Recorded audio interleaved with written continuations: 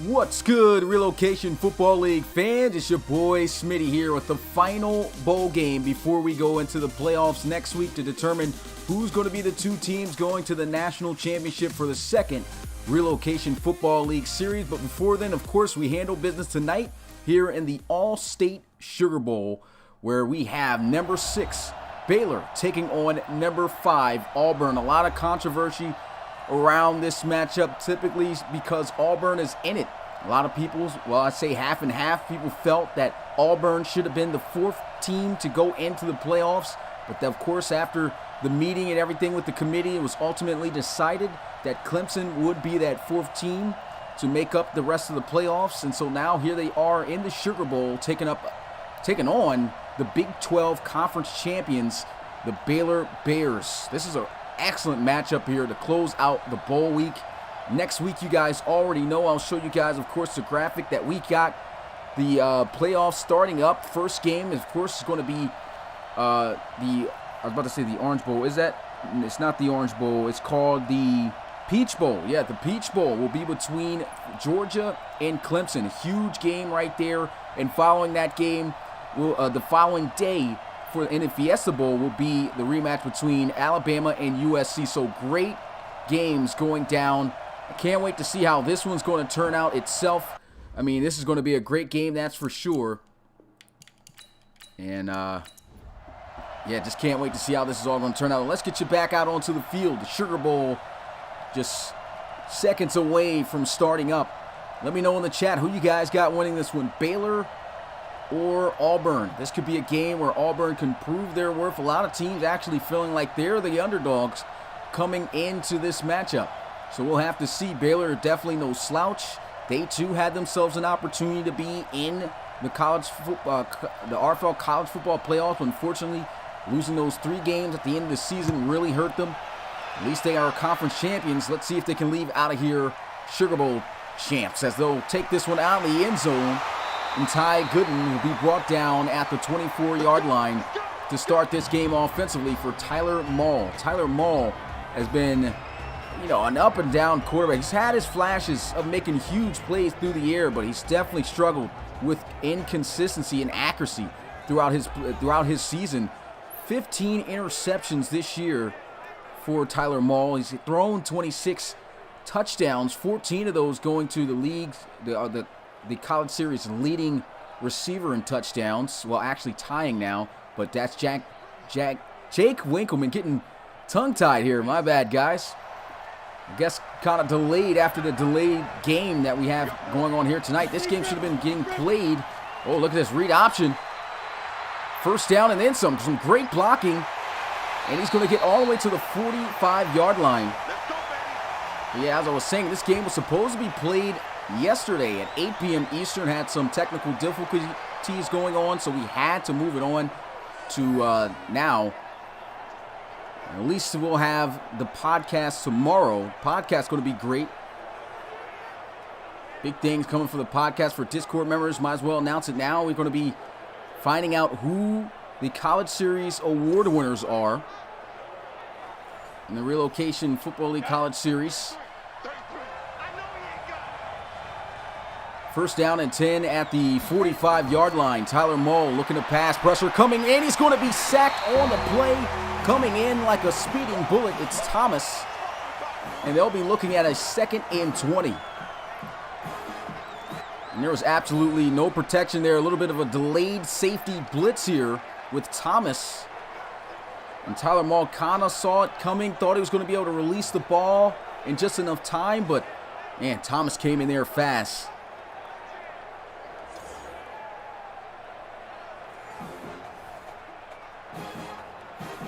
So now the Baylor Bears will be looking at a 2nd and 20 offset I formation at the 36-yard line. Jake Winkleman at the bottom of the screen. They'll run it. And Cody Carter getting his first carry of the game, not going anywhere. At best, probably back to the line of scrimmage. Let's go ahead and get a look at this Baylor Bears offense in depth. Talked about the quarterback, Tyler Maul.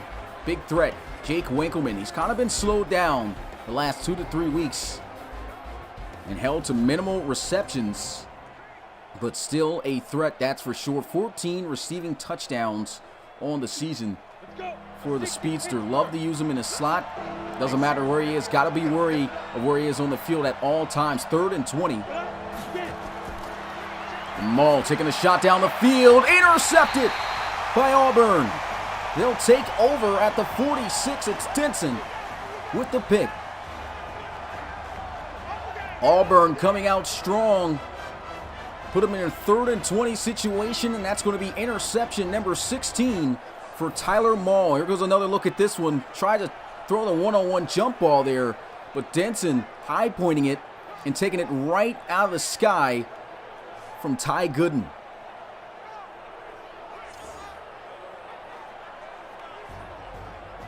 So now we'll get our first look at this Auburn offense.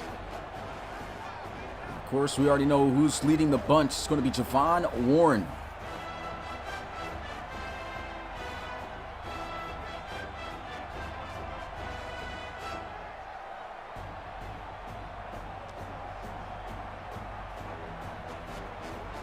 And Javon Warren this year a little bit shy of the 3,000 yards passing mark.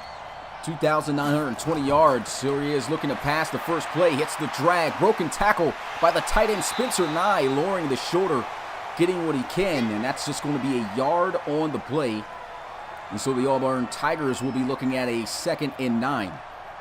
Along with the under 3,000 yard passing season so far for Javon Warren, he has been 70%, but he's definitely been known to be more of a scrambler as a dual threat. 18 touchdowns, 12 interceptions. They'll run this one up the middle, and he'll get to midfield on the carry. 3-yard gain. Auburn will be looking at a 3rd and 6. Shout out to the RFL community. Thank you guys for coming through to watch this one. The Sugar Bowl, the final game of the week here. Can you believe it? We are just 3 games away after this from the end of the RFL College Series. Here goes Warren with a throw, completion, 1st down to Christian Williams. Christian Williams gets to the 43-yard line. I still forgot to change your skin tone, my guy. It's one thing that definitely has still slipped my mind. Javon Warren able to catch him. Looks like he ran the China route. Breaking in, taking 3 steps, and then going right back out. Good ball placement. 1st down, Auburn.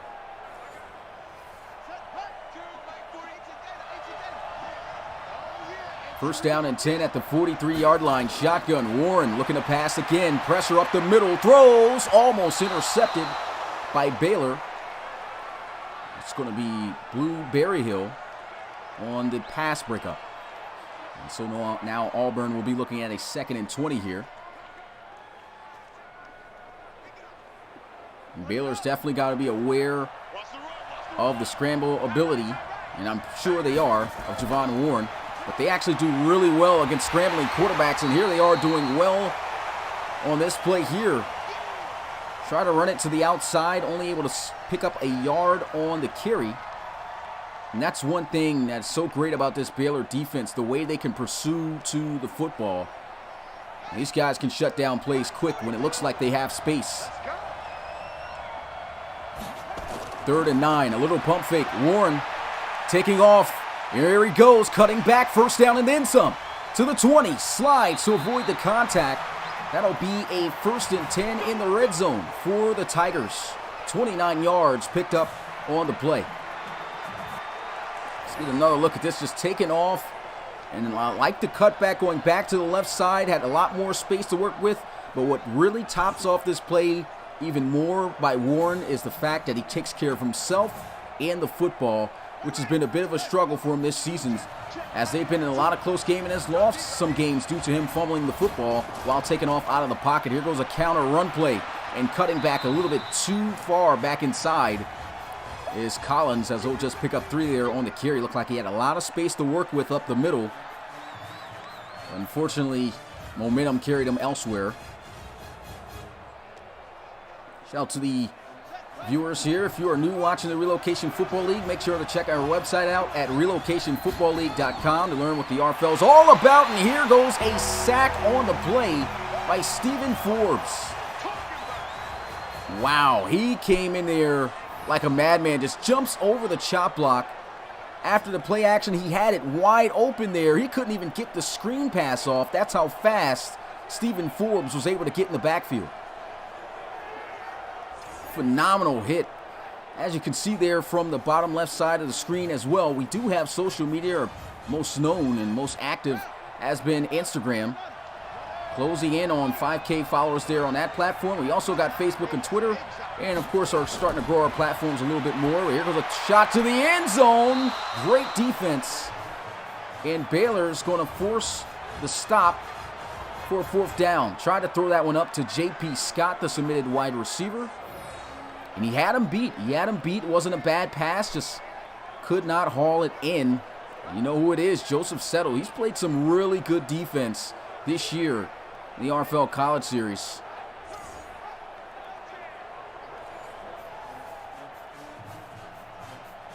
And if you're J.P. Scott, you know, just look forward to the next play. Got to haul those in, though. There goes the field goal attempt for the game's first points. And the kick is good. Auburn on the board first, 3-0. A lot of game left to go in the Sugar Bowl, of course. A really nice kick. Should have been an easy chip shot either way. Now Tyler Maul warming up the arm, ready to get back out onto the field after throwing an interception, which led to those 3 points. I see Acid asking, when is the RFL draft? The RFL draft isn't until July, so definitely a long ways, which is why we're looking to try to flip our times to where guys don't have to wait an entire year anymore for them to be able to play. But, of course, still not final on that decision yet. We'll have to see and still have to consult with everybody just to see how things will work out. But, yeah, that's where we sit right now. But this year's class will be drafted in July. That's for sure, either way. And the RFL season, yep, as guys are saying in the chat, starts up actually this month, the very last on New Year's Eve. December 31st. Is when we'll have our first preseason game to kick off Season 6 of the RFL.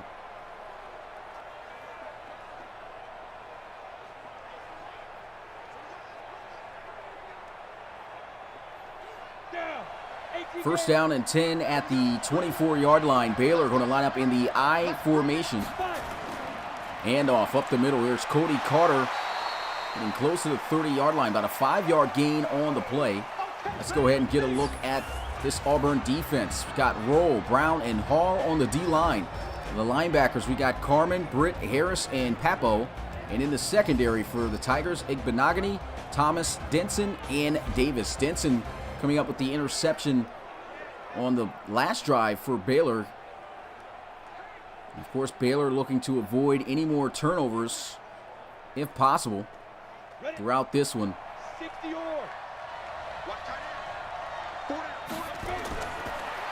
2nd and 5. Here goes a throw into the flats. That's going to be caught. It'll fall about a few yards short of the first down. 3rd and 2. Cody Carter, gain of 2 yards on the play.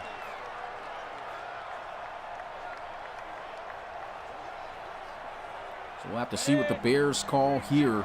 Single back formation. Could go with Cody Carter here or allow Maul to try to pick it up with his arm. And Cody Carter is shut down behind the line of scrimmage. She'll say he at least got back to it, but definitely not going to be enough for a first down. Carmen getting in the backfield there. Let's go ahead and get another look at this play. Tried to run this one up the middle as he tried to bounce it to the outside. And that's just a great tackle by Carmen. You can see him just splitting the lane and making a solid tackle in the backfield.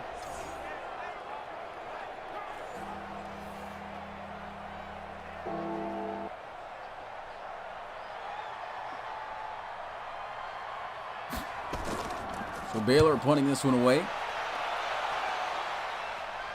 And he'll fit it from about the 23-yard line, rolling all the way out to the 34. And that's Schwartz. And back out onto the field, we have Auburn's offense able to get 3 points off the interception he got from Denson. Javon Warren looked pretty decent slinging the football around. Had a nice little scramble. Let's see if he can add on to that performance and result this drive into 6 points.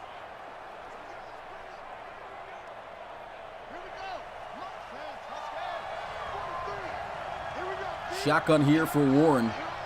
Tripped at the top of your screen as they'll run this one. And that's going to be shut down for about a gain of a yard.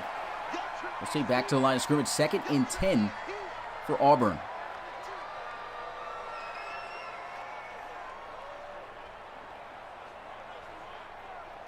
So far, nice little defensive matchup we got going on here. They got the bunch spread out wide into the boundary here. Interested to see what they call. High snap. They'll go with the draw play up the middle, turning the legs almost. Picking up the first down. Nice little 9-yard gain on the play. 3rd and 1. And Auburn makes this 3rd down much more manageable. What's going on, D. Dallas? Appreciate you coming through the live stream. We got Rohan, Chris Paul, Najee. We got awesome crocodile play action. Here goes the throw to the sideline. That's going to be held on to for a 1st down. Spencer Nye able to hold on to that with some airtight coverage draped all over him. And that's Samaj Jarrett, who was in coverage. The tight end able to make this catch here on the corner. Didn't look like it was man-to-man, honestly. It looked like he was in the area and zone. Nice route. Was able to sell him inside at least enough to freeze him a bit and get his momentum going inside. Then he broke out, and that gave him just enough space to be able to have that separation to catch the football.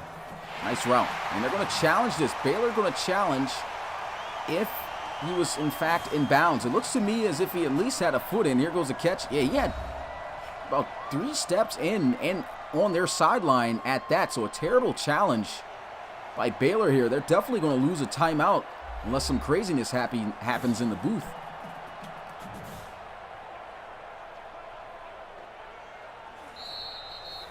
And you see it already off the board. Baylor loses the challenge. And Auburn continues the drive with a 1st down at their, well, in Baylor's territory at the 43. Shotgun.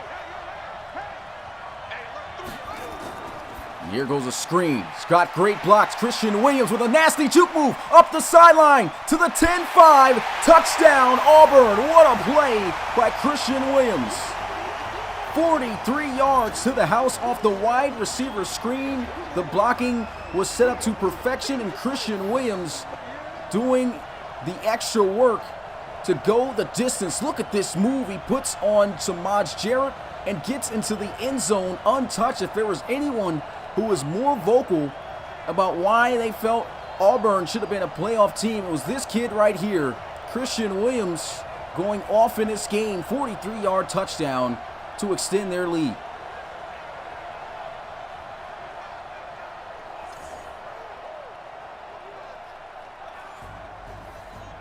And Auburn looking dominant right now at the start of this game. An extra point away from going up by 10, and the kick is good. It goes 65 yards in 4 plays. Baylor even shooting themselves in the foot with the timeout being burned off the challenge. So things definitely not going the Bears' way. Their offense is going to need to wake up. This is the same type of lackluster offense we saw that they had in the final 3 games of the season, which all started out in that game against Miami, where these guys had a 24-point lead and blew it, losing in overtime 37-34. They cannot afford to play like that against this Auburn defense. This Auburn defense is amongst the best in the RFL College Series. I already see they got an interception, and they haven't been able to score. Baylor's going to have to figure something out as they'll take this one from the goal line. It's Ty Gooden trying to hit the spin move and brought down at the 25.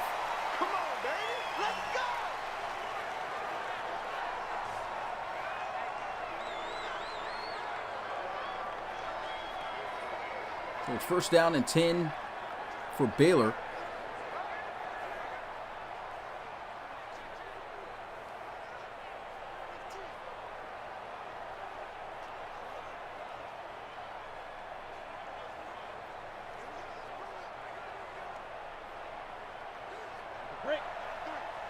And they'll come out here in the single back formation under center with Tyler Maul.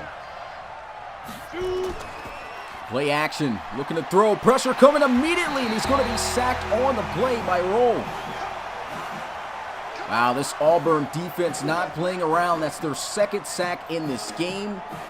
and they have been hot from the jump. 3 and out to start the game, an interception. And then now here they are starting out this drive with a sack.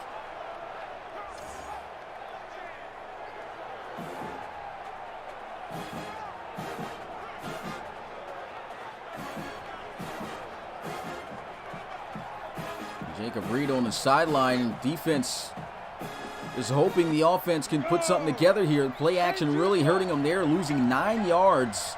Now making it 2nd and 19. Tyler Mall throwing. He's got a wide open receiver. Brandon Jones, nice juke move inside. Gets to the 28. And now they'll be looking at a 3rd and 7. Still a pretty lengthy 3rd down, but a lot more manageable than where they were after the 12-yard gain.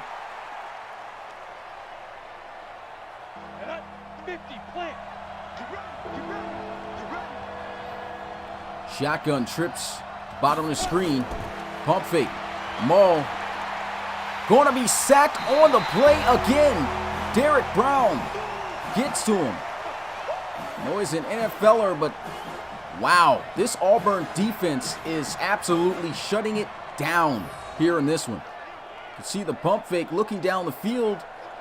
Was just about to unload one, and Derek Brown splitting the double team up the middle, actually pushing the double team and getting through the double team to get the sack. Derek Brown, man, the reason why this guy is in the NFL right now. 4th and 13.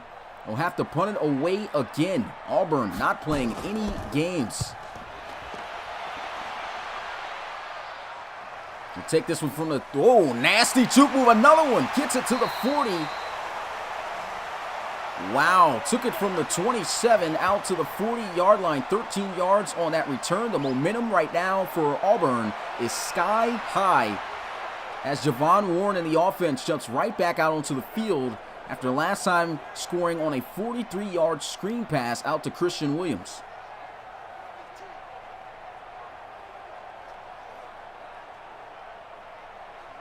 Big shout out to the RFL community. If you haven't already, make sure you smash the like button and subscribe to the Relocation Football League. If you are new, make sure to turn on the notification bells too to be notified every time we go live for a game. Here goes a throw, a wild throw over the middle. Looks like he tried to pull on the RPO, hitting the slant, but that was nowhere in the direction. Could have been a dangerous pass for Auburn. Gets away with one there. And there goes other areas which you can learn more and keep in contact with the latest news in the RFL. As you can see there at the bottom left side of the screen, got our website, relocationfootballleague.com. And an interception going to be thrown. Joseph Settle with a juke move. And he's getting hawked down. And he gets it to the 7. They'll say the 8. Wow. 2 back-to-back dangerous passes, and this time, Javon Warren pays for it. 2 RPOs, and look at this. Just does not pay attention to Joseph Settle underneath in the juke move. Settle almost taking it the distance. Of course, Schwartz, we already know he's a speedster, catches up to him. It's actually Warren who gets to him first. But that is exactly what Baylor needed. Some momentum going in their way. Hopefully, with putting the offense right here at the 7-yard line, this will help them get some confidence going and hopefully figure things out on how they can move more effectively. We still have not seen Jake Winkleman haul in a catch yet, but Tyler Maw has not been able to throw the ball here at all either. He's been sacked 3 times already in this first quarter alone.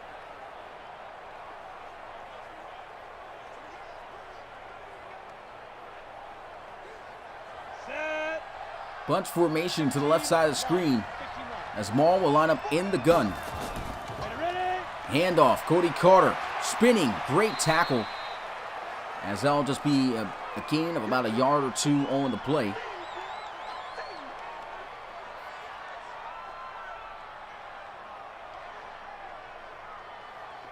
Second and goal here at the 6. Auburn's defense right now at the start of this game has been absolutely lights out. And you can see total yards for Baylor here tonight, 18 yards.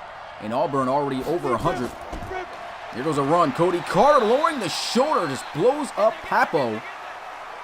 But will still be denied getting in the end zone. Picks up 2 more yards, 3rd and goal.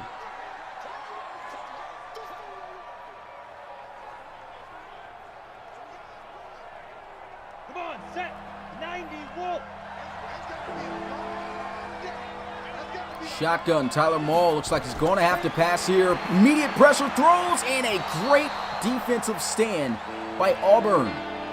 Wow, that's just amazing, instantaneous pressure. Tyler Maul had to throw it away as quickly as he could, did a great job of doing that, but the coverage was still excellent. You can see here, Winkleman actually had the defender beat, but because of the pressure and how fast it came in, Tyler Maul could not deliver a good enough pass to lead him away from the defender, and it results in an incompletion. Great defense by Auburn here at the goal line, and the field goal is good. At least Baylor not going to be shut out here in this first quarter. 6 seconds left, score now 10-3.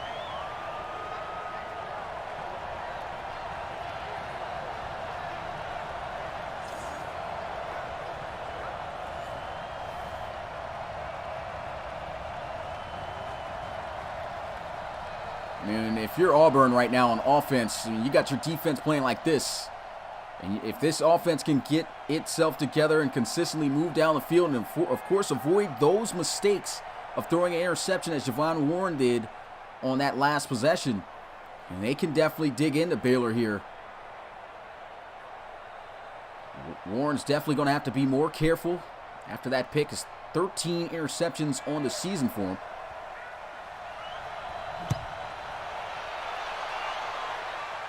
And Auburn's going to take it from the 5. It's Schwartz. Down at the 28. 2 seconds left to go in the first.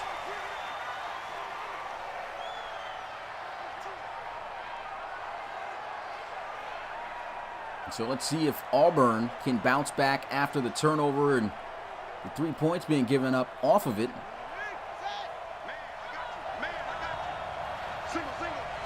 First down and 10, play action. Javon Warren quickly fires wide open, but it just is out of the reach of J.P. Scott. And that's going to be the end of the first quarter. And great effort, but just not there. 3 straight incompletions for Javon Warren, including the interception. But 10-3 is the score going into the second. And Warren's going to have to get it together here. Does not want to be throwing too many of those type of passes or missing wide open passes like that against this Baylor defense. As you can already see, they made him pay for it once already.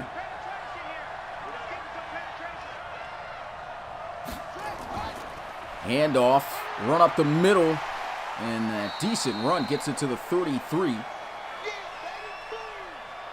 5-yard gain on the play for Asden Collins.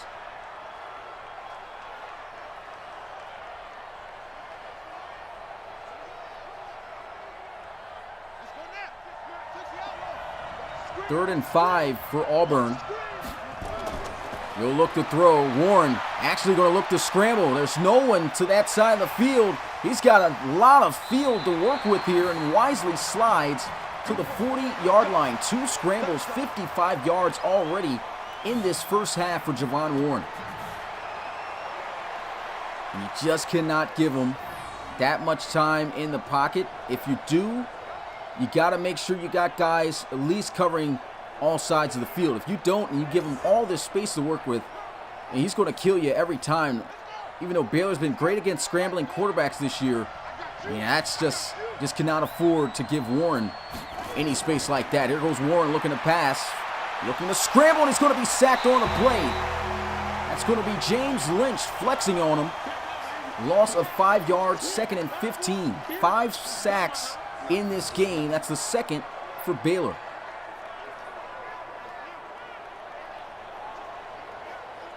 And Warren should have probably ran out to the left side here. Honestly, you could see him going towards the left side, try to run inside off the block that he was coming off of.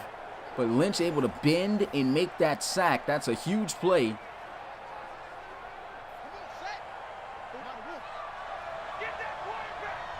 And this Sugar Bowl right now has been great. Warren quickly releases. That's going to be caught by J.P. Scott. Well, it's maybe a yard short. Actually gets back the yards they lost off first down from the sack. So now 3rd and 10. They are not in field goal range. They're definitely going to need a huge pass here. If I'm Baylor, I'm putting a spy on Javon Warren. He's already rushed for 55 yards off of just 2 scrambles. Cannot afford to give him no space to work with by trying to cover these receivers. Here goes the throw down the field, and it's dropped right out of the hands of Christian Williams.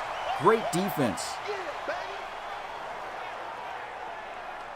That's a great ball by Warren, but tough catch to make. But coach is always going to expect you to make this catch if it touches your hands.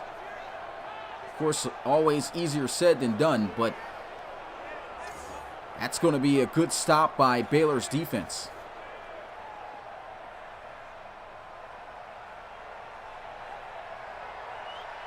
So Auburn, who started this game out hot, has come to a little bit of a halt after the interception.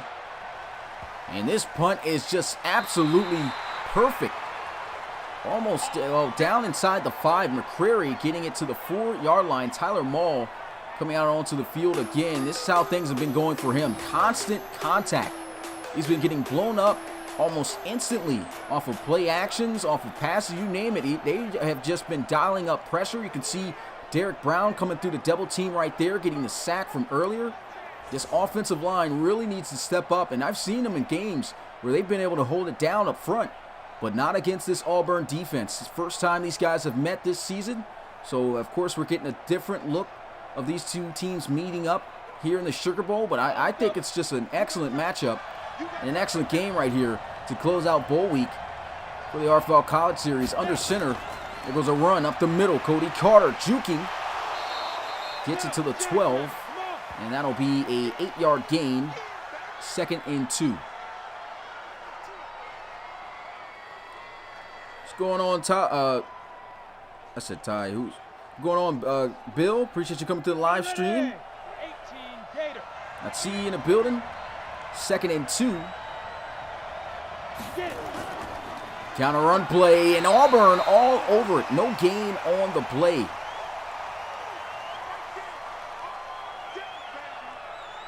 Down and 2 here for Baylor.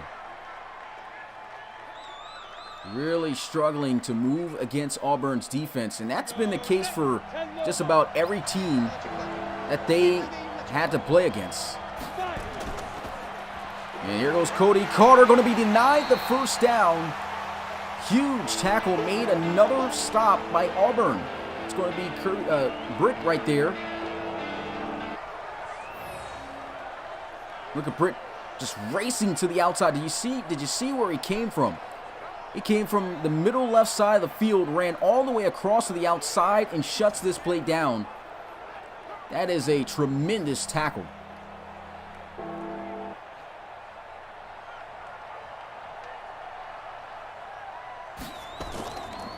So Baylor punting this one away. They'll field it from the 35 and down at the 38.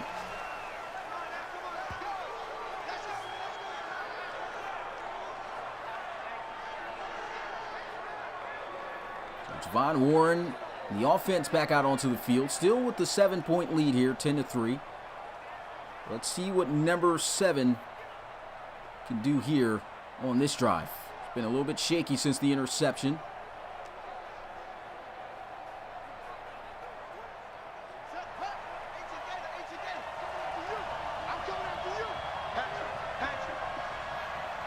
First down and 10. Here goes a handoff up the middle. Collins getting to the 46. Nice run. It's good, Emmanuel Blackman. Appreciate you coming to the live stream. Said this looks really good. How does one become a player? Well, I'll go ahead and drop a little overlay right now. As you can see from the bottom left side of the screen, you can check us out on our website at relocationfootballleague.com. That's where you can apply to be a player, and that opens up January 1st for you to be able to apply for next year's college series. Here goes a read option. Getting away, but not for long, from Jacob Reed. And that's one thing that's been special about this kid. Still a great run by Javon Warren.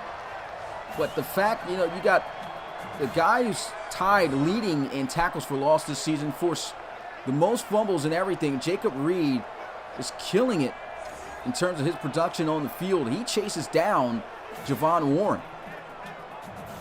That run could have been so much bigger. You would have seen most other linebackers getting outran in that situation, but not Reed. His determination to make a play and get to the ball carrier to bring him down by all costs. I mean, it's just incredible. A 1st and 10. Here goes RPO slant. Hits on this one. Christian Williams, foot race, and he's going to be in the end zone for a 2nd touchdown of the game. 45 yards. He is killing it.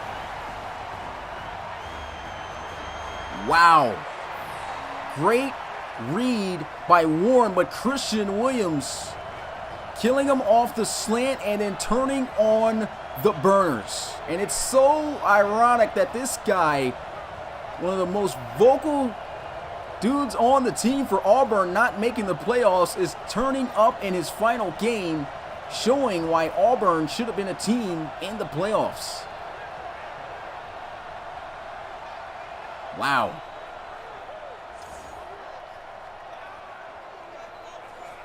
Christian Williams with 2 40-plus yard receiving touchdowns. One of them coming off of a screen, the other just pure speed, outrunning the entire defense, getting in the end zone untouched. They go 62 yards in 3 plays. Auburn now takes a 14-point lead, their biggest lead here of the night. 17-3 is the score. But we've still got ample time left in this Sugar Bowl. 6 minutes and 51 seconds to be exact here in the first half.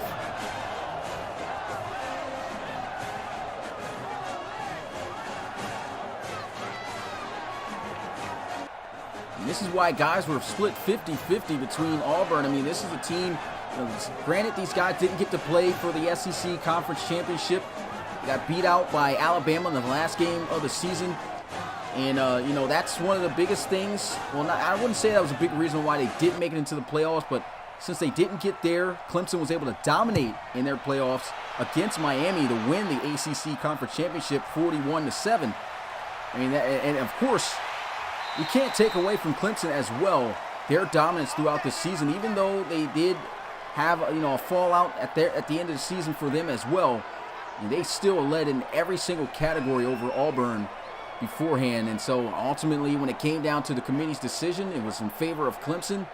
But man, no better way to close out the season for Auburn than this right now. I mean, these guys are just bringing it to Baylor, and we know Baylor's a really good team, and I mean, unfortunately they took their 3-game losing streak at the end of the season, which knocked them out, but you expect to see them play a little bit better than this against stiff competition. That's not been the case right now. Their offense trying to find ways to move against this defense. Auburn's defense ranked 9th in the country in the RFL College Series. And these guys have just been playing out of their minds throughout this entire game. Here we go. 60 outlaw. 5 wide, empty set, 2nd and 3. Tyler Mull throws over the middle, inaccurate pass in the direction of Jake Winkleman. Still have yet to receive a single reception in this game.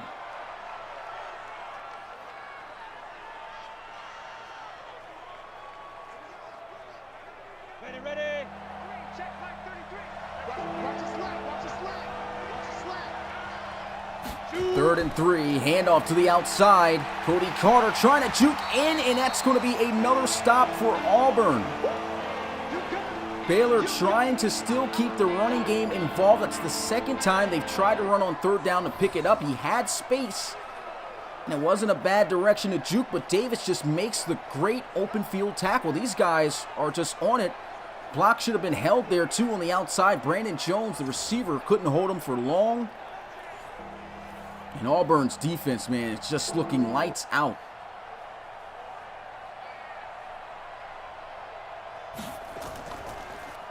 Baylor again punting it away. Fair catch call, takes a bounce inside the 10 and will be down at the 6. That's powering through that punt.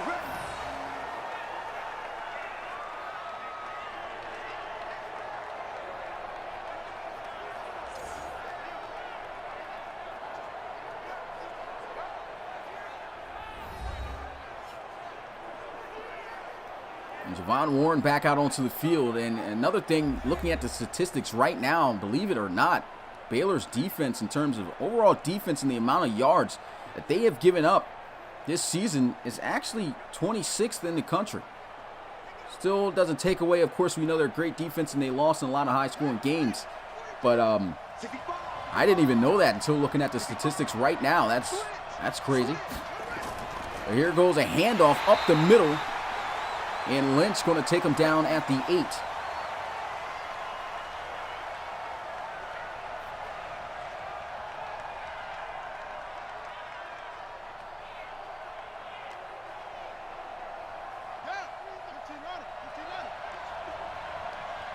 Shotgun here. And here goes Javon Warren over the middle. Hits the slant to Collins, a first down. And I don't know who Diamond King is, but apparently he must be on Baylor. It says I'm getting banned. Remember, I don't know what you're talking about here, guy, because nobody even got touched in terms of statistics at all in this series. It is what it was from the beginning of the season, so please do not try to pull that out on why you guys have lost your games. But 1st and 10 here at the 22-yard line. Auburn going to line up in the shotgun. And here goes a throw over the middle, and that's going to be incomplete. Had a guy wide open. That's Tyler Mull. Wow.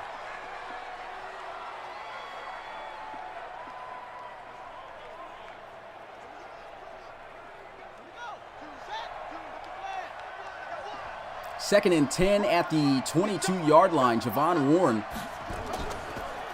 going to hand it off. Collins getting blown up here by John Fowler, getting some help from his safety, Blue Berryhill.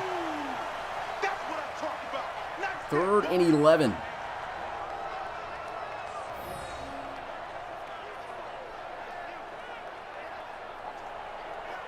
And John Fowler, I mean, this has been a guy who's been playing multiple positions pretty much. You've seen him playing, they used him at the beginning of the season. I'd say for the first 3 to 4 weeks, had to figure out what was going on there.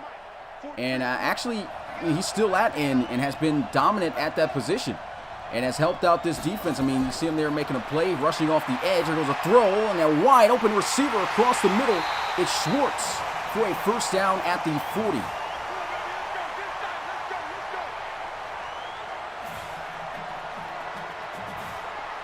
Warren starting to connect. That's a great route, running inside.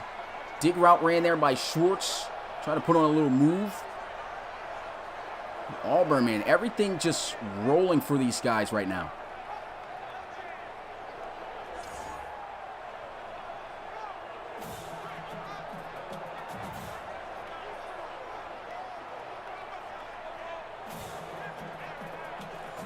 And I'll tell you one thing, Baylor's got to be wary of that RPO. That's been catching them here in this one. Don't have to worry about it. No back in the backfield here for this one. Empty set, shot down the field. And it's going to be incomplete, almost intercepted by Samuel Stubbs. Now 2nd and 10 at the 40. I see Gabriel asking, who do you guys think is going to be the #1 pick in the draft, man? It's so far away from now, and it depends on who gets the #1 pick in the RFL. But never know, man. It's a lot of guys who's in the running for that. Here goes a sack in the backfield by John Fowler. His 3rd tackle in this game. Huge play. 3rd and 11. Now they got him, you can see here, out at linebacker. He's covering Collins, comes off of Collins and makes this play. I saw Fowler in the chat talking to himself, saying versatile, and got to give it to him, man. The kid is big-time play right there.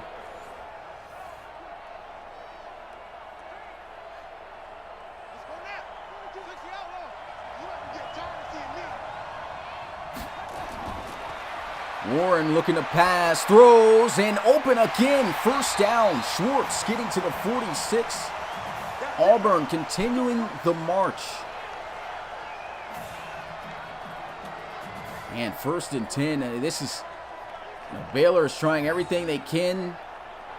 I mean, their defense, honestly, I still have to say hasn't been doing too bad, but Auburn just making the plays. And I think just Christian Williams just came up with just huge plays, taking the plays a further distance than they would have normally gone due to his speed and determination to win this game. And so, you find yourself down by 14 points and, your offense not working, only 3 points on the board. Things start to get difficult. Here goes a receiver screen, and that's going to be down since he had one of his body parts down there. Of course, college will mark it down right there. This ain't the RFL or NFL, so that's not going to work. It's a 2-yard loss on the play.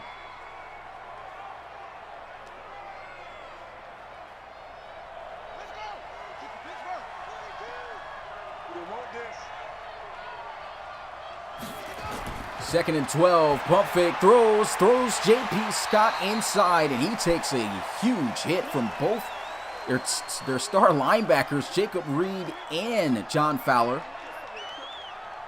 And also the in-closing cornerback, they'll say, was Joseph Settle. So great job hanging on to that. 3rd and 4, scrambling, no one to the left side, first down and then some, great blocks, takes the hit from Samuel Stubbs, and it's first down at the 12 for the Auburn Tigers, 27 yards. He is just ripping Baylor up. And I've said before coming to this game, these guys done great jobs against scrambling quarterbacks. You usually see, Jacob Reed or the linebackers getting to the quarterbacks, but right now here today, they have not been able to contain Warren. And this is a team that faced up against Oklahoma twice and beat them twice in close games, including last week for the Big 12 Conference Championship, but they just have no answer for Javon Warren right now. Warren getting out of there. They'll finally get to him there. That's a sack, the second for James Lynch, and it's 2nd and 4. 4 sacks total for Baylor. Just looking at the routes and everything here, doesn't look like anything was open. Great coverage downfield by Baylor. A great job by Lynch to see him getting up the field and able to plant and come back inside to catch Warren before he got loose. That's the type of play that they're going to need to contain number 7.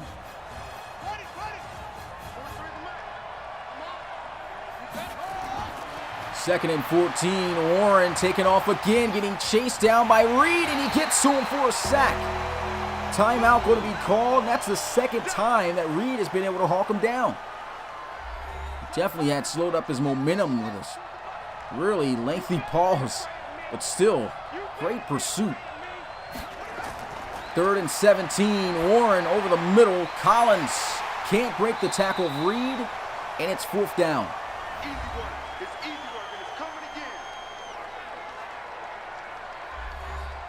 And now Auburn going to have to settle for a field goal just to make it a 17-point ball game. And the kick is good. 20-3 is the score with 47 seconds left to go here in the first half. Game slowly getting out of hand here for the Bears. Offense has got to figure something out, and soon.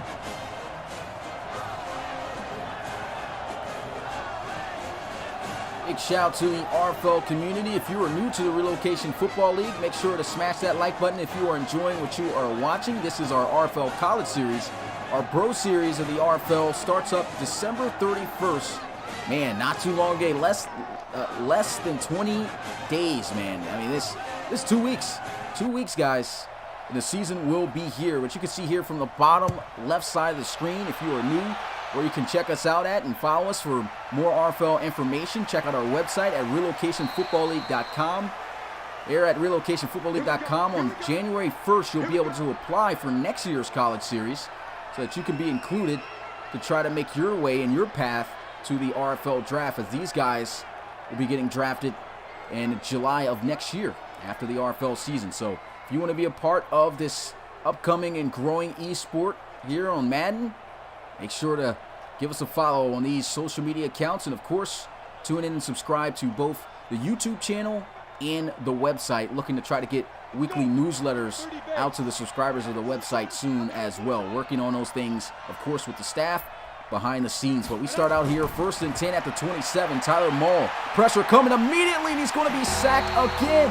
4 sacks for Auburn. Newkirk this time gets to him. That's 4 sacks for both sides here. The difference is Tyler Maul is not even a scrambler. So Auburn has been the one generating the most pressure here in this game. This offensive line just simply cannot handle these guys.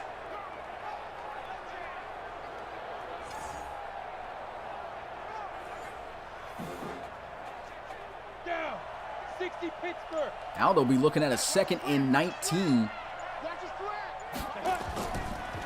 Here goes a handoff to the outside. Great tackle. And that's going to end the first half. And they'll punt this one. Well, that'll be the end of the first half, excuse me, as the Auburn Tigers lead it here 20-3.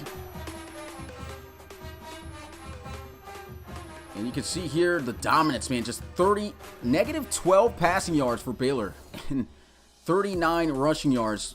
Auburn is just clearly dominating. And, man, it's been a heck of a game for Auburn to start this one. You saw some flashes a little bit from Baylor, but this offense just not getting it going. Got to get things going. And I see Tyler Maul saying he's got 86. Well, you know, you can have the speed. They've got guys like that in the RFL. You know, guys got 80-something speed, but they still aren't scramblers. Tyler Maul is not known to be a dual-threat quarterback, even with the 86 speed. He just does not scramble in the game. And so technically a quarterback like him I'd consider, you know, a balanced guy. He can scramble. We've seen him do it sometimes, but he's not like a Daryl Johnson in this series or a, for instance, a like Javon Warren, as we're seeing here. No Owen Jack. He doesn't scramble like those guys, so I wouldn't consider him a scrambler, to be honest. And you see where most of his sacks is coming from him sitting in the pocket, and that's the point that I was making, was that they just cannot, he just can't get away from the pressure. His pressure is getting to him faster, so Auburn is killing it right now up front. Offensive line just got to do a better job. Here goes the start of the second half of the game. Auburn going to get it from the goal line. And spins off the hit. Thought he was going to keep his balance, but falls down at the 27. And this is the half where Baylor's going to have to do some soul searching and get some things going here. Going to have to figure out a way to shut down Javon Warren from scrambling. They have to find a way also for their offense to move the ball and switch things up. I mean, it's just... And also the offensive line has to do a lot better. The protection up front has just been atrocious against this D-line, which was kind of expected because, I mean, their defensive line has been monsters all year. But here goes Auburn's offense out onto the field to start this second half. Shotgun here at the 27. Warren scrambling, gets through, and he's going to be sacked on the play. James Lynch with 3 sacks in this game. 2nd and 13, and that's what I was talking about here, was Warren's sacks are mainly coming off of him trying to scramble out of the pocket instead of the pressure actually being there. He actually looked like he had a receiver coming across the field wide open in Christian Williams on the dig route. He needs to wait longer and try to make this throw. Instead, he tries to extend the play, make something happen on his own, and this is the result.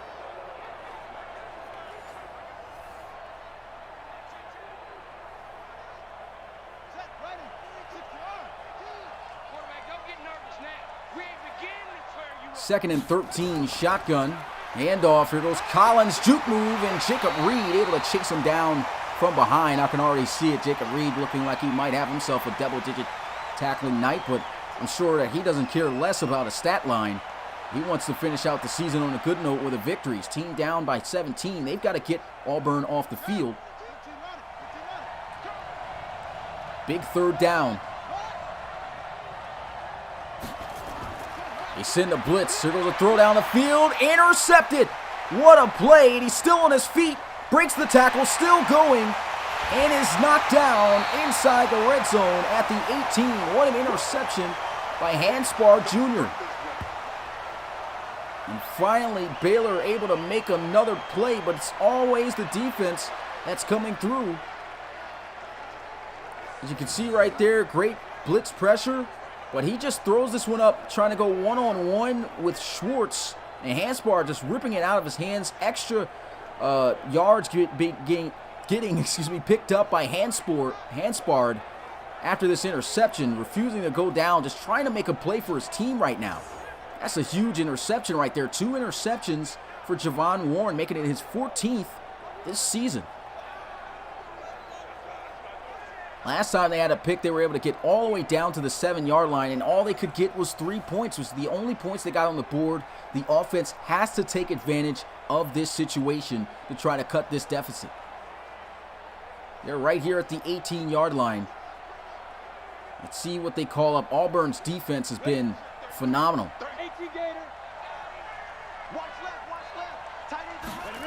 They'll run it.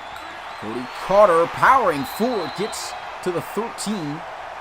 Gain of 5, 2nd and 5 here for Baylor.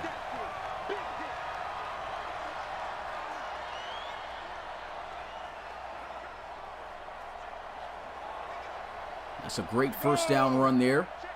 Looks like Auburn primed to send pressure off the right side. Play action. And he's going to be sacked on the play. Denson getting there to him, and man, they're looking at a 3rd and 15. I think Baylor just needs might need to scrap the play action fake outs, man. It's just taking too long. The pressure of Auburn is just there. It's been there the entire game. You just don't have the time to run these kinds of plays.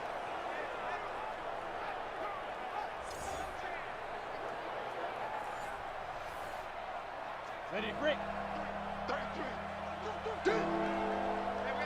3rd and 15. Maul in the gun. Obvious passing situation. Throws one to the end zone.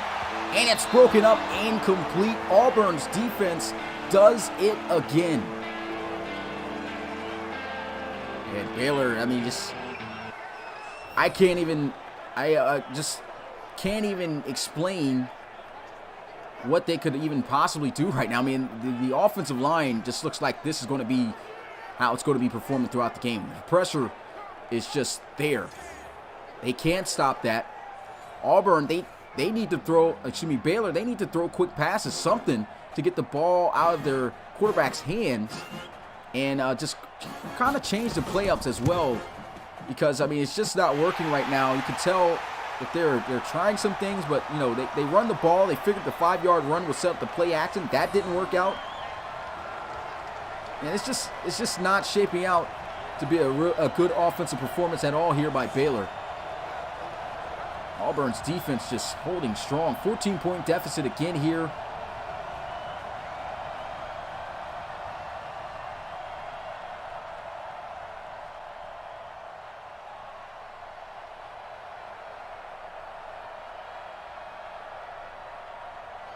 Auburn ready to return this kick as Schwartz is clapping his hands, ready to go.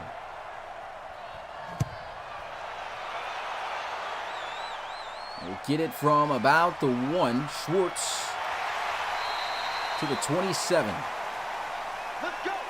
So Auburn could put some serious pressure here on Baylor if they could go down the field and score another touchdown to extend this lead. Here's a look at Javon Warren's performance. Hasn't been the most accurate. 12 of 21, 173 yards. He's got 2 touchdowns, but he's also thrown 2 interceptions here in this one, which resulted in the only points for Baylor, which their defense, once again, clearly being shown, has been handling business. I mean, Baylor was held to 2 field goals in this game. Still a lot of football left to go, though. It's 9 minutes and 17 left in the third. Rolling to the outside and checks it down. Schwartz, gain of 9.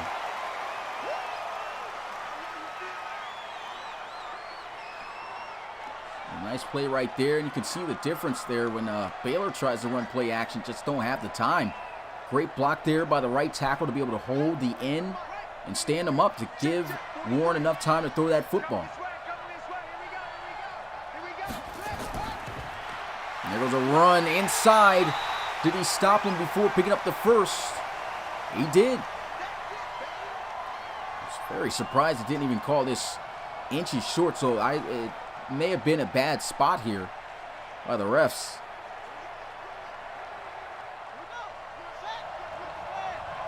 Yeah, he looked much closer than that. The 3rd and 1. Let's see if they go with Aslan Collins again. They will, and he gets the first down. Auburn staying persistent with the run game. And Collins There's 36 yards here on the day, 12 carries, averaging 3 yards per carry, which you can see him right here. Great, good vision and good run. First down here for the Tigers.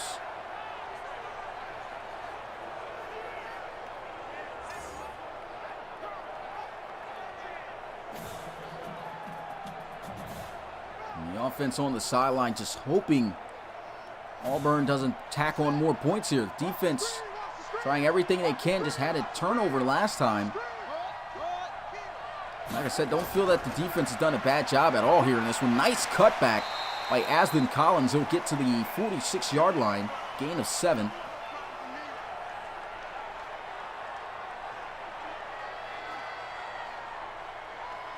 So 2nd and 3 here for Auburn. Warren talking things over here as he'll line up in the gun.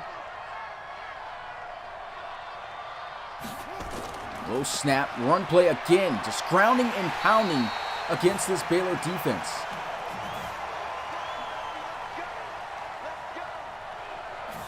Just can't stop these guys right now, giving up the chunks of yards at a time. Of course, this type of strategy going down the field is going to tire out the defense eventually, no matter how good and talented they are. And if they can open them up and start getting more point scoring touchdowns, this game is going to be over. What a route! J.P. Scott down the sideline, touchdown, saving tackle made by Blue Berryhill. But J.P. Scott, man, he put a route on the corner. This was just a double move, selling it hard. Inside, breaks back out, straight up the field on Joseph Settle. And J.P. Scott almost went to the house on that one. Didn't show you the route there in the beginning, but man, he really sold it.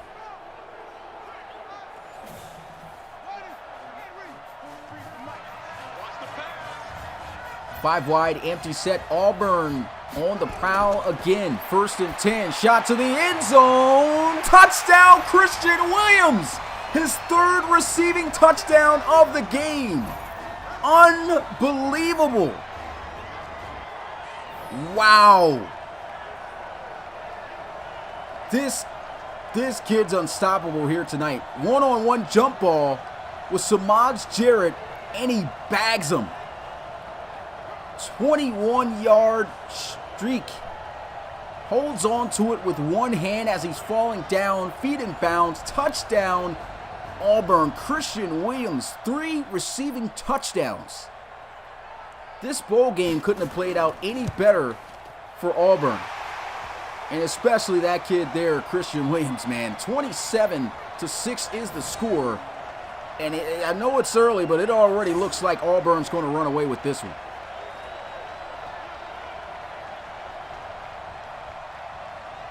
Baylor has no answer at all whatsoever on offense. Their defense, like I said, is getting moved on. They're getting tired. They're constantly on the field. And their receivers are making plays. You saw J.P. Brady able to break down the cornerback on the route, make the big play. The very next play, one-on-one jump ball. You go to the hot receiver for the night, Christian Williams, bags him. Touchdown, his 3rd of the game. Auburn is just feeling it on all sides of the ball as a whole unit. Killing it against Baylor here tonight.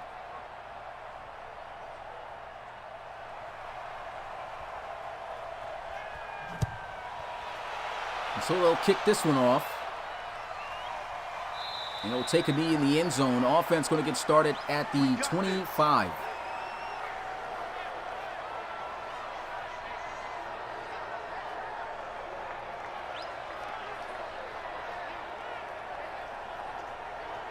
So at this point, I mean, this game is still not over yet.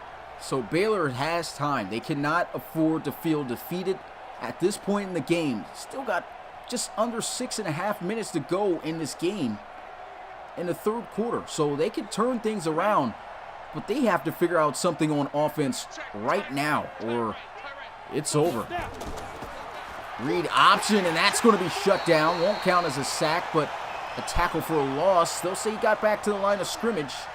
Like I said, a different play call, but it doesn't work.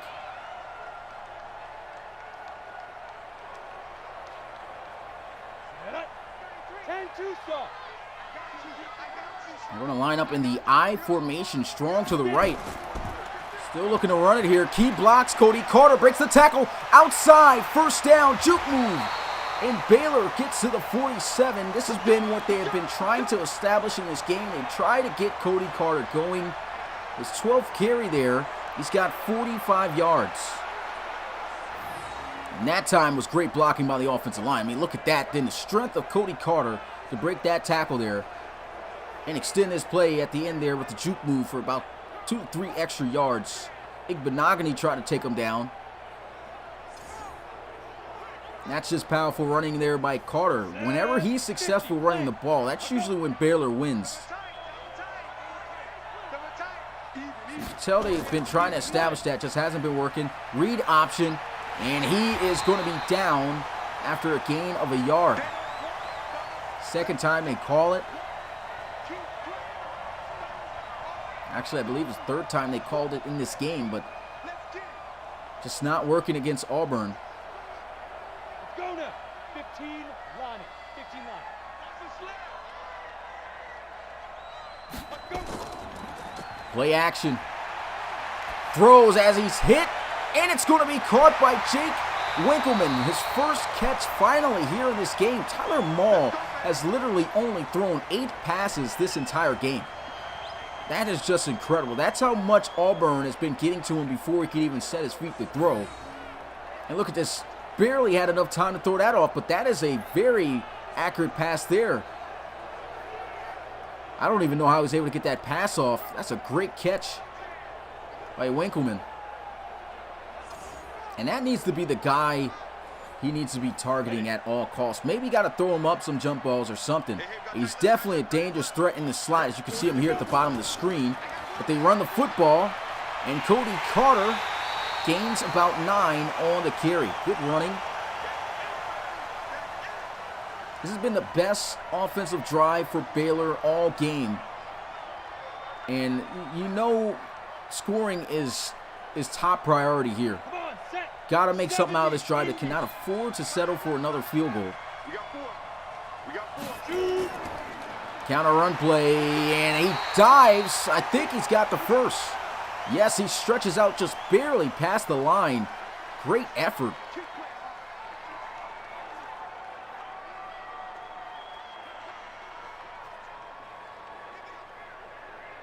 Ready up. 33, check flag 33. Here we go, D, get off the field. Offset I formation, he'll run it. Cody Carter cutting back, breaks the tackle, and is down at the 20. Another nice gain, picks up 5. 2nd and 5 here. And if Baylor could score, of course, got more than enough time to do this here on this drive. They could score a touchdown and go into the half while down by, 2 possessions. These guys, this is clearly cover 0 defense here. Both safeties are down. Somebody's got to win man-to-man. Can he find someone? Here goes a throw. That's going to be caught. And he almost goes off in the end zone for the touchdown. Ebner makes the catch. And that is 1st and goal at the 6. Great play and good read right there. Maul able to keep the drive going. Baylor on the move. Can they capitalize? Can they finish this drive? Can they get their first touchdown of the game offensively? There goes a motion out of the backfield with Cody Carter. Maul looking to pass, throws. It's Solon. That's the first time I've called his name today. Literally only has been 10 passes thrown by Tyler Maul this entire game. Solon holding in his first catch. They'll say his second, actually. Good for 11 yards total. So all their weapons have just been shut down due to the pressure. They'll look to throw. Wide open touchdown Baylor. They finally do it. Brandon Jones sitting there on the spot route. And now they don't have to go for 2 here. They could kick the field goal. It'll be a 2-possession game at 14. If they try to go for 2, then there's a chance, that makes it a 3-possession game. So it'll be wise for them just to kick the field goal here. I don't think they'll go for 2. But that's The best drive for Baylor today. Finally able to get in the end zone. And the extra point is good. 27-13 is the score as they go 75 yards in 10 plays. Ran quite a bit of time up. 4 minutes and 25 seconds it took them. Tyler Maul 4 for 4 on that drive. That's the type of performance that Baylor is going to have to keep up in order to come back in this game if they want to. But the biggest task at hand right now for the Bears is to shut down Auburn's offense. It cannot afford to allow these guys to move down the field. And honestly, I'd recommend these guys just stop them from scoring in general if they want to have this comeback happen. So momentum a little bit now in the side of Baylor. Great way to respond to the scoring drive by Auburn.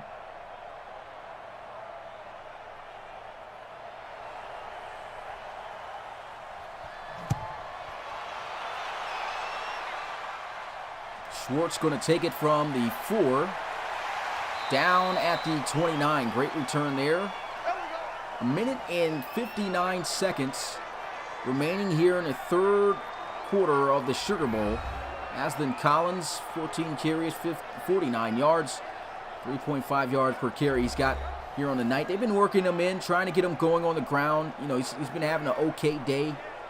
Nothing too spectacular. Really trying to work him in.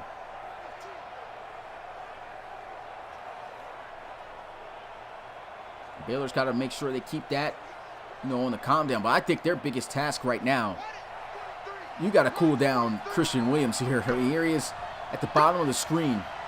3 receiving touchdowns here in this game. Warren taking off, giving them all the space in the world again. Juke move to the outside. He's got a lead blocker. And there he goes. Another juke move. Javon Warren gets all the way to the 21-yard line. 141 rushing yards for Warren. Look at this. Oh, my God. This has got to be the best quarterback scramble that did not go for a touchdown this season. Unbelievable. How do you stop this? That just deflated all the momentum for this defense. That was incredible. He's got to be tired. I wouldn't recommend he scramble anymore, but Warren looking, throws, got himself a receiver, 1st and goal as they find Schwartz down at the 2. You have an unbelievable scramble, and then the next play, you still throw a dot over the middle for 1st and goal. I mean, Warren is ridiculous in this bowl game.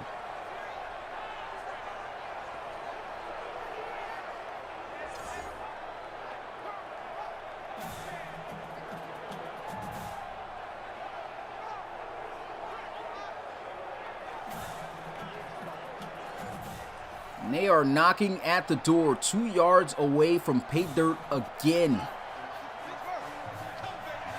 Looks like it could be cover 0. Let's see what Auburn calls, though. Play action. Warren can scramble, and that's exactly what he's going to do. Touchdown, Auburn! Deserving of the rushing touchdown, and he does it again. Incredible. Play action, excellent blocking up front, and I just saw that from the get-go. There was nobody again to the right side of the field. Baylor has not called a spy on this kid the entire game, at least once. Or if they did, he's been just getting out of there every time that he notices that it's not there. And man, has he been ripping apart Baylor's defense. This is the worst this defense has looked against a scrambling quarterback this season. But Javon Warren, man, showing a rare and special talent of escapability and extension of the quarterback scramble, man, after getting out of the pocket. This guy's incredible. I mean, they go 71 yards in 3 plays. 2 of those plays, including the touchdown play, coming from Javon Warren. All of them coming from Javon Warren, as he was able to pass it on the one that he didn't get the yards by himself.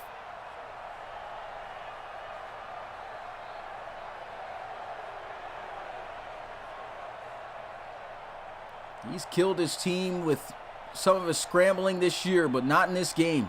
Javon Warren, I mean, just about solely won this game. Him and Christian Williams in the defense. I mean, that's the stars and highlights of this game for Auburn for sure. Stiff arm here, and Ty Gooden goes down at the 27.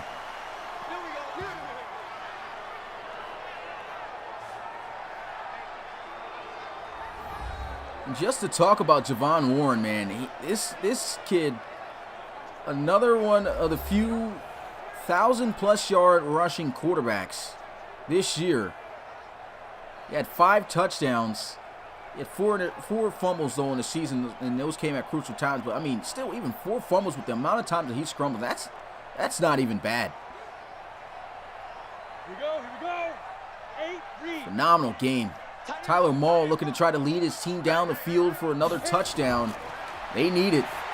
With a throw to the outside and a wide open Jake Wakelman, and he can't connect. Still just incredible. Maul has only 12 passes in this game.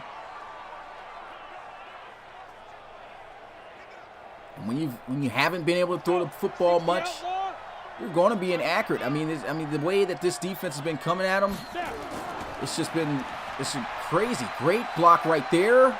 Cody Carter steps out of bounds, but I think he's got the first.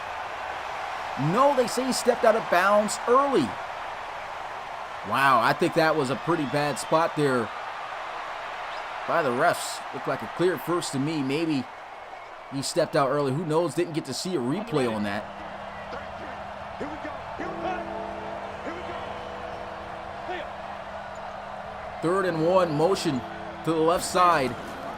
Back to Carter. Running, and he gets stuffed, but he will get the first down. I mean, and at this point, I mean, it's working for Baylor. Running the football, it's, Cody Carter starting to come alive, but they got to stop running the ball now. I mean, this is not the point of the game. Now down by 21 points, that you start running the football. They've got to start airing this out. And I know that has not been good at all for them, and I think that's the reason why coach, the offensive coordinator, whoever is calling these plays have been hesitant. But, man, they've got to air it out, and they're going to spread out the field here. Great press at the line, but there goes a nice catch. Ty Gooden in the slot off the slant, able to get himself 8 yards on the reception. And that is going to be the end of the 3rd in the RFL College Series All-State Sugar Bowl. You guys already know what to do, RFL community. Put your 4s up in the chat. Auburn dominating this one with a 21-point lead, 34-13. But we already know, man, a lot of magic happens in the 4th quarter. We've seen teams score 21 points in the 4th. Can Baylor be one of those teams? We'll find out. Right now they got the football. And they're facing a 2nd and 2. Hey, come on out here. Come get some.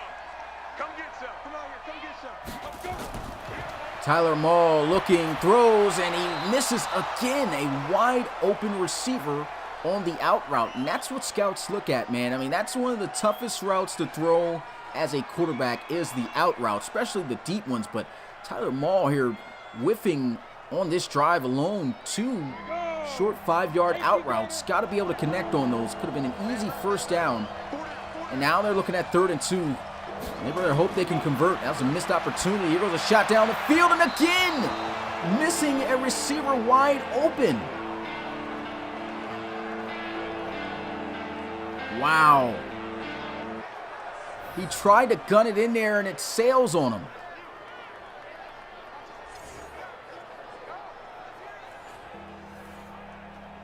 And if I'm Baylor, I'm probably going to go for it here, and that's what they're going to do. 3 opportunities for a first down off the throws, and he's missed on all of them. Here goes another throw. RPO, the read was there, and he just, wow. Turnover on downs. Now that had to have been the worst throw of them all right there. I mean, clutch down. It doesn't even matter that the running back ran into him there. I mean, you just can't miss that throw. Christian Williams coming out onto the field here. 4 receptions with 3 touchdowns. 108 yards. I don't know if it's going to be either between him or Warren who wins player of the game, but, I mean, wow. Balling out.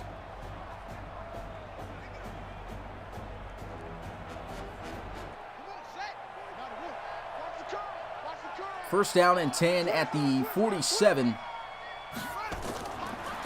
And they'll hand it off to Collins. Gets to the 41.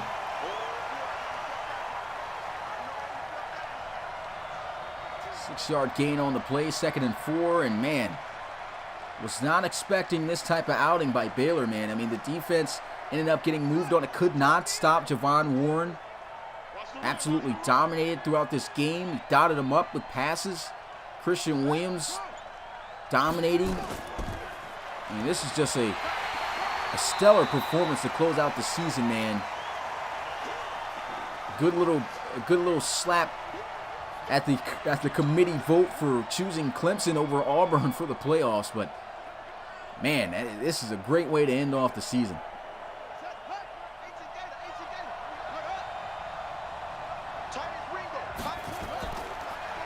Run to the outside, and does he have the first? He looks close. Inches short, so Baylor's defense gets the stop. Great pursuit. Daniel Stubbs in there in company. I believe that was Berryhill too. Actually, Samaj Jarrett. Goes another look. And yeah, that ball does not cross that line. It was really close. Excellent tackle. And Auburn's going to punt it away. Their kicker, they don't have faith in him hitting it from this distance, so they'll sky this one into the air. They'll take a bounce at the 5, and a Baylor bounce in the end zone for a touchback. So the offense coming out at the 20.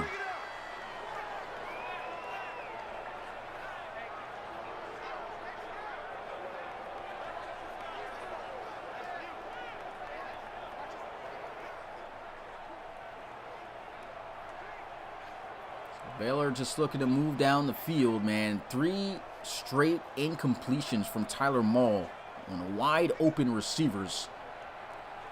Man. Hopefully he can be more consistent here, more accurate on this drive. There goes a throw to the middle.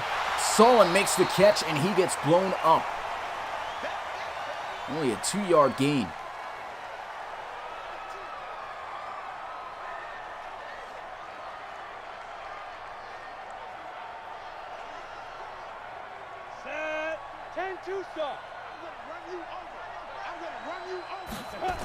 Second and 8. Maul just checks it down. Another short gain on the play. They need more than this. And it just looks like maybe Maul's just timid right now trying to make those longer throws. We saw him miss on 3 of them back to back. He's going to have to pull one out at least 5 yards deep for a first down. Got the spread out bunt formation here at the bottom of the screen. Here he goes, throws, and it's dropped out of the hands of Ty Gooden. And I think this game at this point is over. If I was Baylor, I'd probably recommend that they punt this one. I feel they're going to go for it. That's good defense. I mean, look at that, man. There's just nothing open. Should have probably waited and threw off of the dig route. But he just was trying to get the ball out of his hands as fast as possible, and just could not wait on the read. They are going to go for it on 4th down. 4th and 5. This could get ugly if they don't get it, but it's going to be caught by Brandon Jones. It looks to me like he's beyond the sticks. And he is. So first down for the Bears.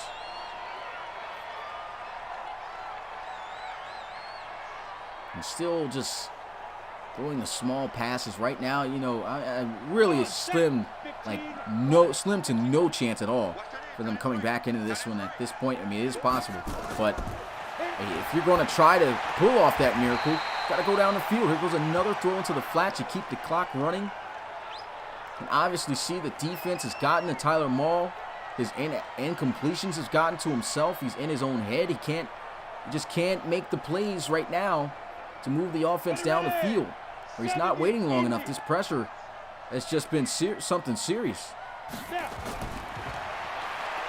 There he is, pressure in his face as he throws, but he's accurate. That's a first down. Honestly, I'd have to say he's made his most accurate passes off of pressure throws that you would figure he would make bad throws on. But look at that. That guy is right. The D lineman jumps up right in his face. But yet he's pinpoint accurate on that, but can't complete a wide open pass. So, I mean, it's kind of been a little bit backwards here for Tyler Mull. I still can't believe he got that off. Here we go, set, 90, Wolf. Watch tight end, tight right. 4 down, get it. Now he's looking to throw. That one almost intercepted again, having a guy open. He just cannot connect.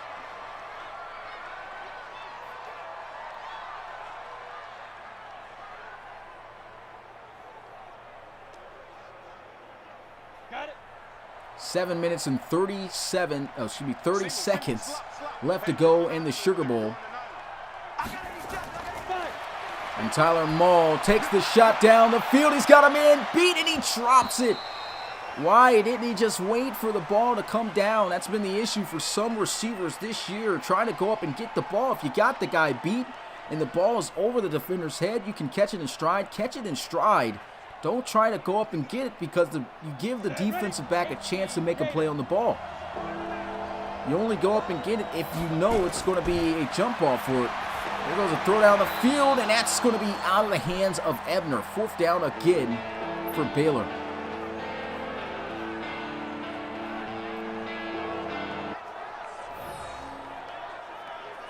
And that's, I mean, probably wouldn't even have made that throw there to running back.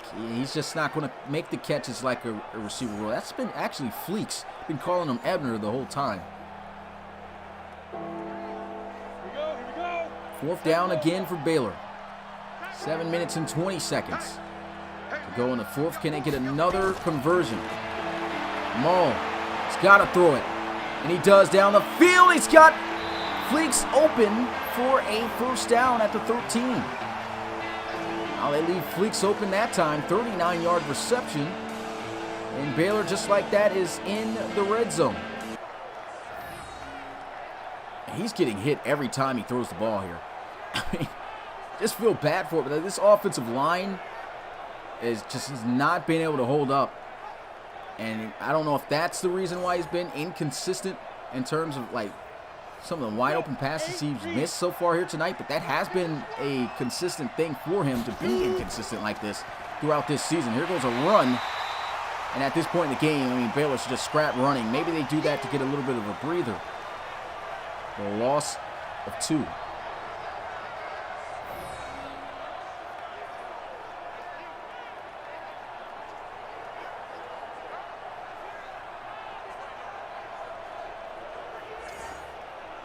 Great job by Hall.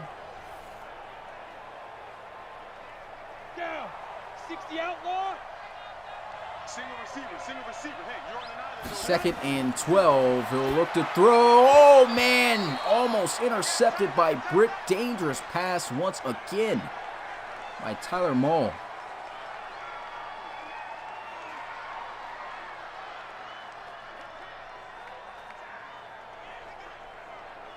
Now 3rd and 12, and you can see Auburn once again looking to send the house.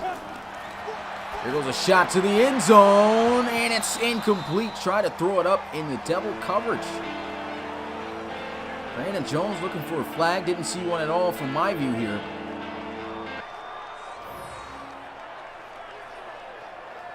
I mean, he didn't throw too bad of a ball there, but I mean, that's just low percentage completion. You're not going to make that in double coverage, especially with a receiver. You haven't gone too much throughout this game. 4th down again. Can they be 3 for 3 on 4th downs on this drive?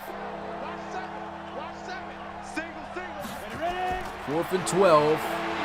And it looks like a sack and a turnover on downs. Newkirk with a 2nd sack of the game. Auburn does it again.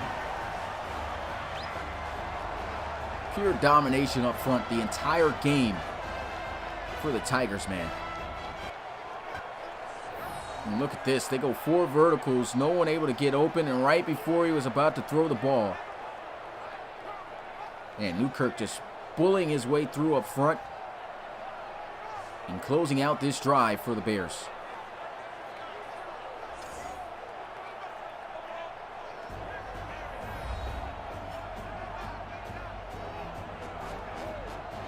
Christian Williams still only 4 catches in this game with over 100 yards and 3 touchdowns.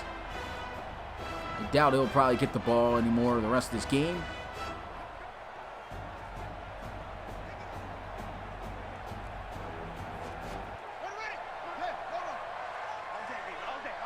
First and 10 at the 24.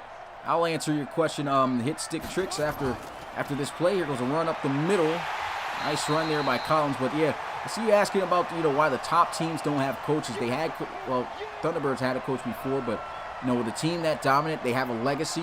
I do not open those teams up for just anyone to coach. It's got to be someone who I know who knows what to do here in the RFL, and will be a great coach to keep up that legacy going. Here goes a run to the outside. Tackle made in the backfield. Loss on the play by John Fowler. Nice play there. But yeah, that's why they are closed. There's only 2 teams that are closed off from for guys to try to apply to be coaches for, and that's of course the Celtic Tigers and the Thunderbirds. With the Huskies, all the other teams, yeah, they're available to be coached. But once again, it's not easy to be a coach in here either. You have to get through our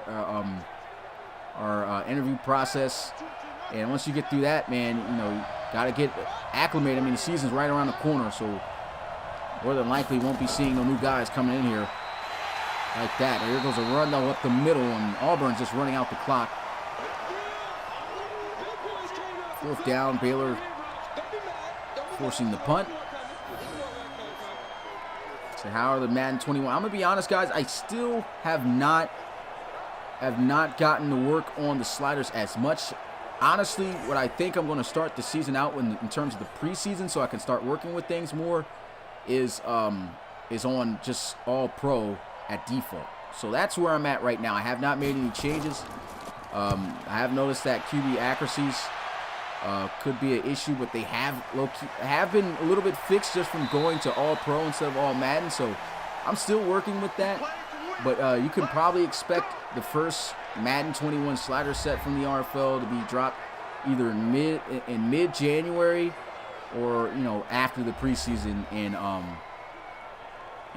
week 1. And if it's not week 1, it'll be week 2 for sure, because then they'll give me a whole slate of games to be able to test and watch with the RFL roster. So that's how I come up with the most in-depth sliders for CPU versus CPU plays. I got to see 4 quarters. I can't see 4 quarters of the entire team playing because it's preseason. And I can't really test that outside the file. Nice completion there, 1st down. And I can't really test that outside the file because it's NFL. It's not the RFL rosters. So if I can make the RFL rosters play realistic, then it'll definitely work for the NFL teams. So that's why it's not easy, and it takes time to test. A 1st and 10, Tyler Mall goes over the middle. That's going to be caught by Cody Carter, who's just been slipping off of tackles. Shout out to the 99 elusiveness on the submission. Gets 8 yards on the play, so 2nd and 2. Baylor knows it's over here in the Sugar Bowl, man. A tough way to end the season, man. The last 5 games going 1-4. Couldn't have really imagined that at all for them based off of how they played in the first start of the season. Here goes a throw, and I think that's caught for a first. No, they'll say inches short. Good defense. Oh, yeah, for sure. I'll definitely figure it out, man. I honestly feel like the default play for the most part has looked really solid. It's just, little areas I just need to test more. And I can't say that that's the case because I haven't seen a full game with RFL rosters, There's a throw over the middle. He's got Solon wide open.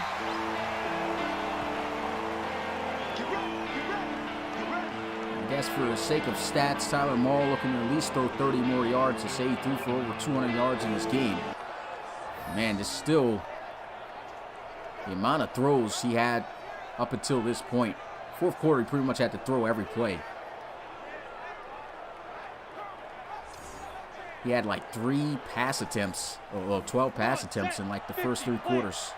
That's just ridiculous. I mean, this Auburn defense, I mean, wow. 1st and 10, here goes a throw, pressure in his face. Juke move, Cody Carter trying to hit another. It's just been the Carter show right now. Gain of 6.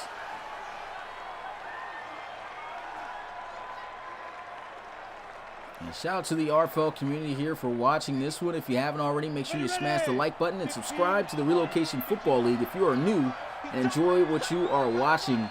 Man, just 3 more games left of the RFL College Series, man. This came and went. Great defense right there by Igbenogany. Knocks that one right out of the hands of Brandon Jones. 3rd and 4. But man, the season just came and went. I mean, it felt like, as it was, starting up, okay, it was a little bit, well, for us, it kind of still felt like it was a little lengthy for the guys who called it, like me and Rob. But, as it's getting to this point, it has, just went, There's a throw. That's a nice catch by Jake Winkleman. And I still can't believe only 2 catches for him, but do you really blame him for this performance tonight? I mean, he had got himself open a few times. Maul couldn't connect with him. Also, Maul didn't have time to even look his way on most of his throws. So, I mean, another lackluster week for Jake Winkleman.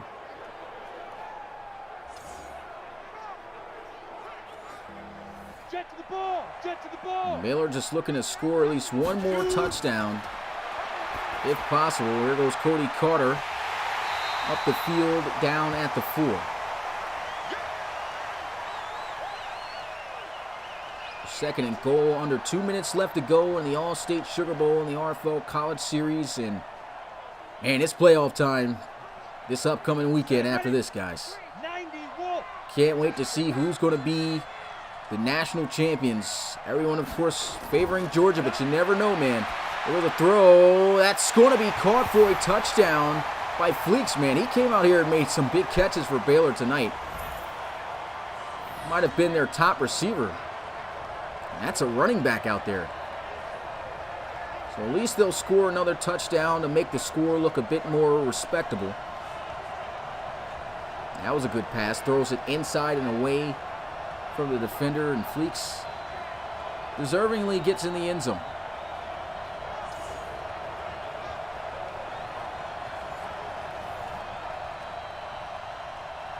Appreciate that, Fowler. Big shout out to the RFL. Appreciate all the community. Big shout out to everyone, man. I appreciate all the the support. I love you guys for coming through and just always keeping up with the league, especially the die-hard guys, man. I got to give you guys a huge shout-out. Guys who really stuck it out and watched every single game in the RFL College Series, came through for the stream, man. I really, really appreciate that, man, big time. It makes coming out here, calling each game that I can much more, makes me have more energy to do it, Sometimes, games could be low, but, just seeing those same guys showing the passion for the league. Those are the guys I love having in the league. And just want to give you guys a shout out, man. Appreciate you guys. Definitely goes a long way. A lot of big things we got planned for the future in the RFL, man. That's for sure. There's some more things even behind the scenes you guys don't even know about that we're trying to put into the works. But here goes an onside kick. And it's going to be recovered by Baylor. Is that the first recovered onside kick in the RFL College Series?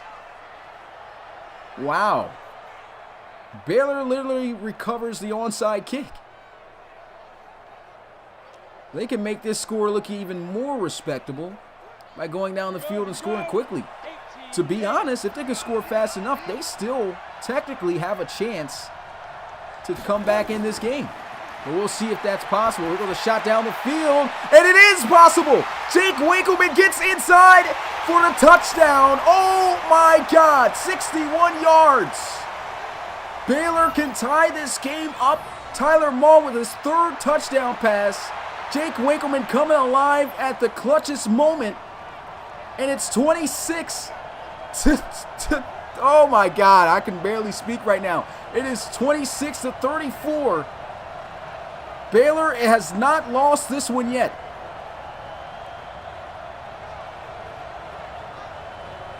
Jake Winkleman burning the defense. How do you let that happen? Wow. I am speechless. In the extra point, they have all 3 of their timeouts to stop Auburn. So they have a chance in this game. The extra point is good. It's 34 to 27. They go 61 yards in one play off of the onside kick. I still can't believe they even recovered that. And now they're on the sideline doing the outdated 2015 Cam Newton dab. These guys are turned right now. The momentum has just shifted tremendously here in the All-State Sugar Bowl of the RFL College Series. Man, if you didn't watch this throughout its entirety, or if you're not here right now, you thought it was over, game is not over yet. They might try another onside kick. How crazy would it be if they recover it again?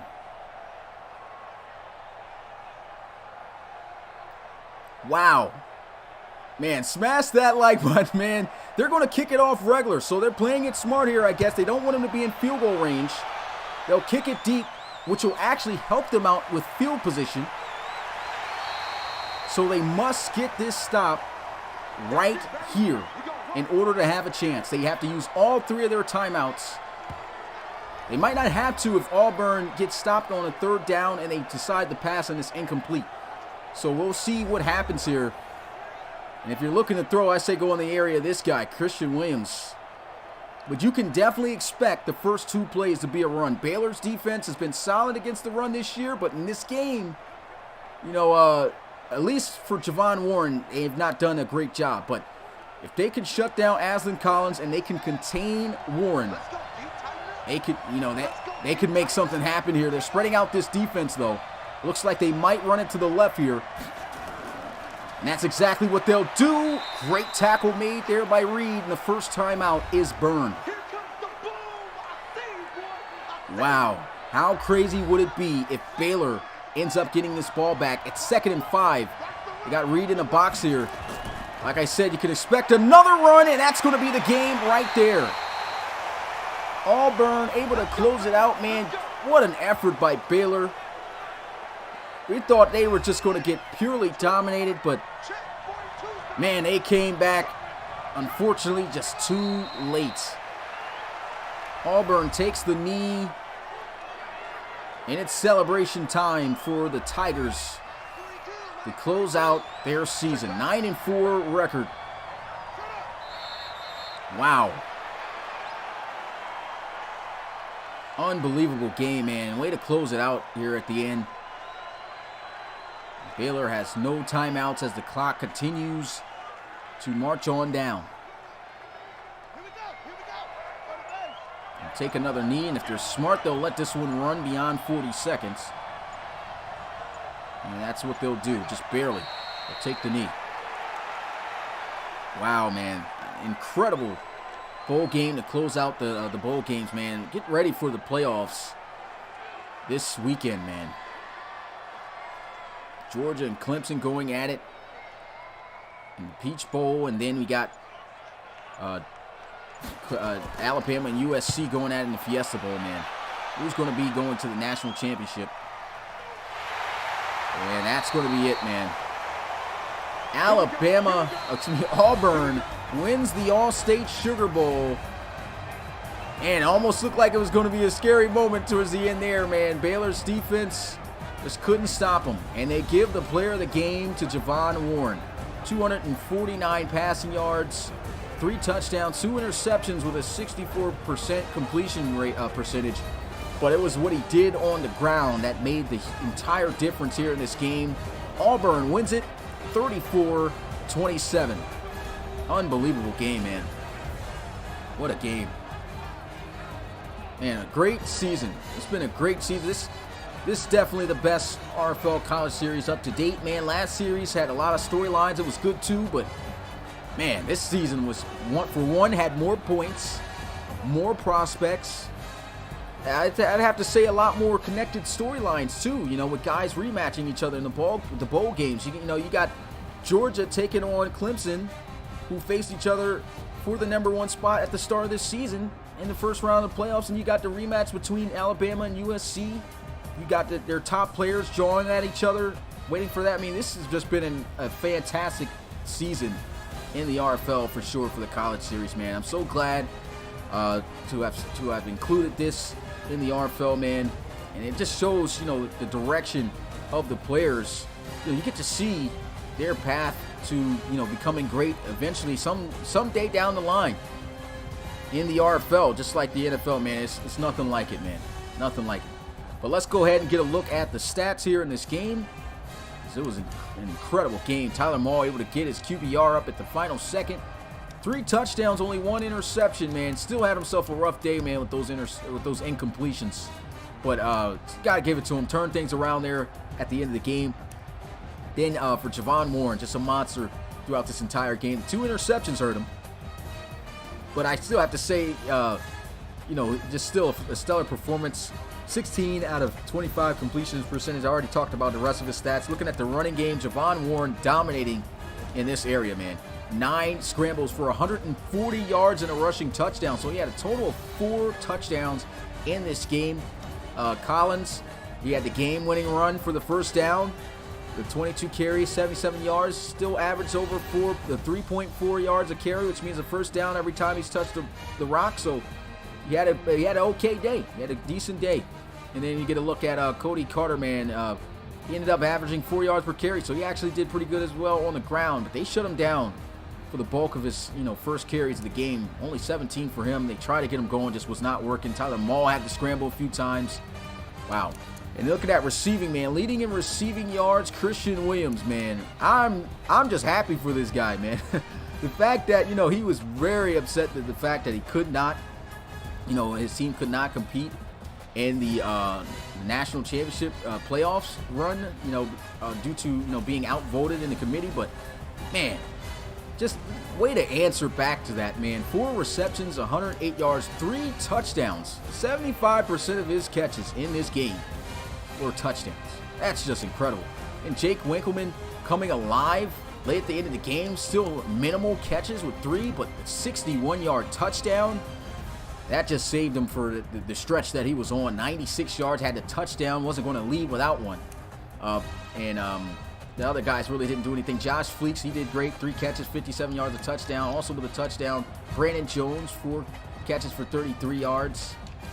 Nothing went on. Of course, we're not going to look at blocking. KJ Britt leading in tackles with 11. And he also had Jarvis Davis with 10. I thought Jacob Reed would be up here with double digits. He ends the day with 8 tackles, but look at where he had the tackles at.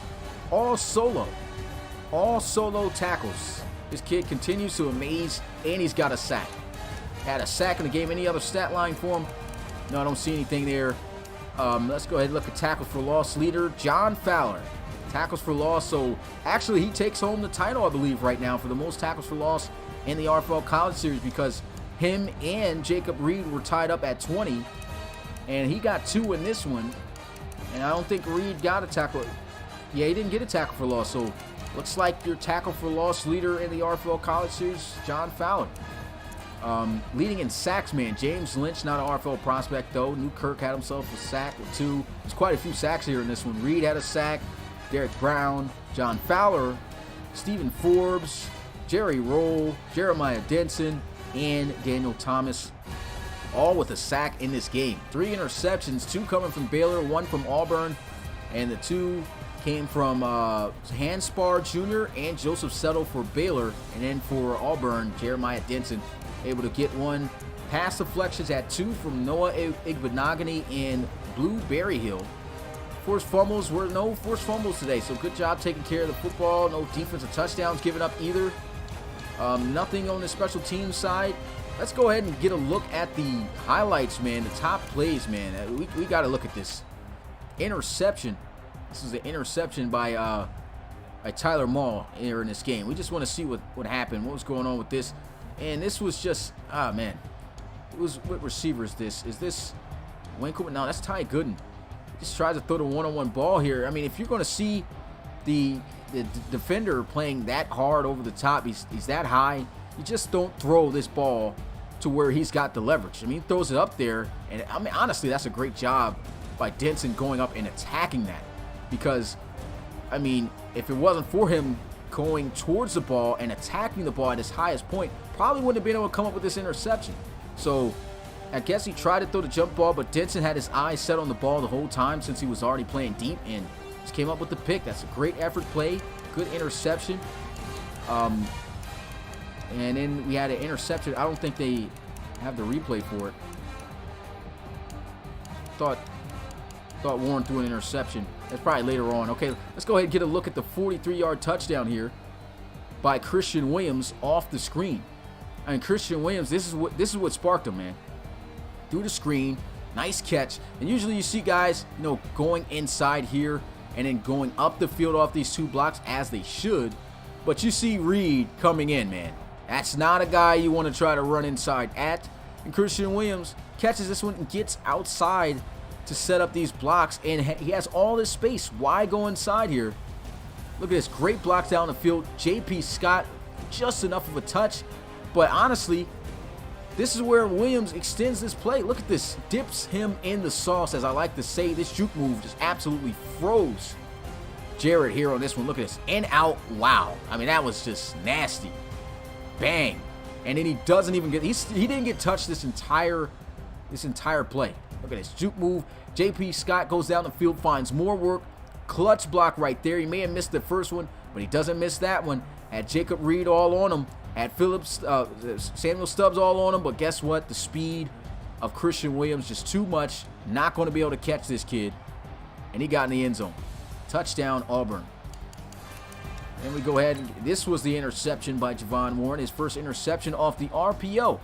He had two of these off the RPO, and you can see what he tried to, honestly, I don't see what he tried to do. Should have went inside here to J.P. Brady. I mean, you already see, I said J.P. Brady, J.P. Scott. You can already see he's over the top and inside of Joseph Settle. You should be going here with the RPO. He throws it to the outside where Joseph Settle is. You got to see right there. I mean, that's your vision lane right here. How do you not see Joseph Settle there? I don't know. But then a great interception by Settle. Sets up to get extra yards. This juke move on the lineman and then tries to get in the end zone. Just not fast enough. Gets hawked down. And still a great play. And as you can see, Baylor could not take advantage of it, man. They kick a field goal. And that was the issue for them in this game, even though they tried to come back. And then he had another touchdown by Christian Williams, a 45-yarder. Here's a look at it. Play action, just the slant. Look how it goes in on the slant. Actually, this is the end route. Just goes up the field, little slow, man. Look how he jogs into this, sets this up. He jogs and then just turns up, breaks, and then this is a great ball also by Javon Warren, because when he throws this, he doesn't just throw him inside here and hits it on the gut. He leads him up the field. Look at this, catching the ball. You can already see from his pattern up top here. Let me go to Christian Williams and center him. So you can already see here, runs the route. He should be coming down the line. He throws him up the field. You see the angle he kind of takes to get up there into the space. That's a great throw. And then the speed once again, taking over for Christian Williams. Untouched again. Touchdown.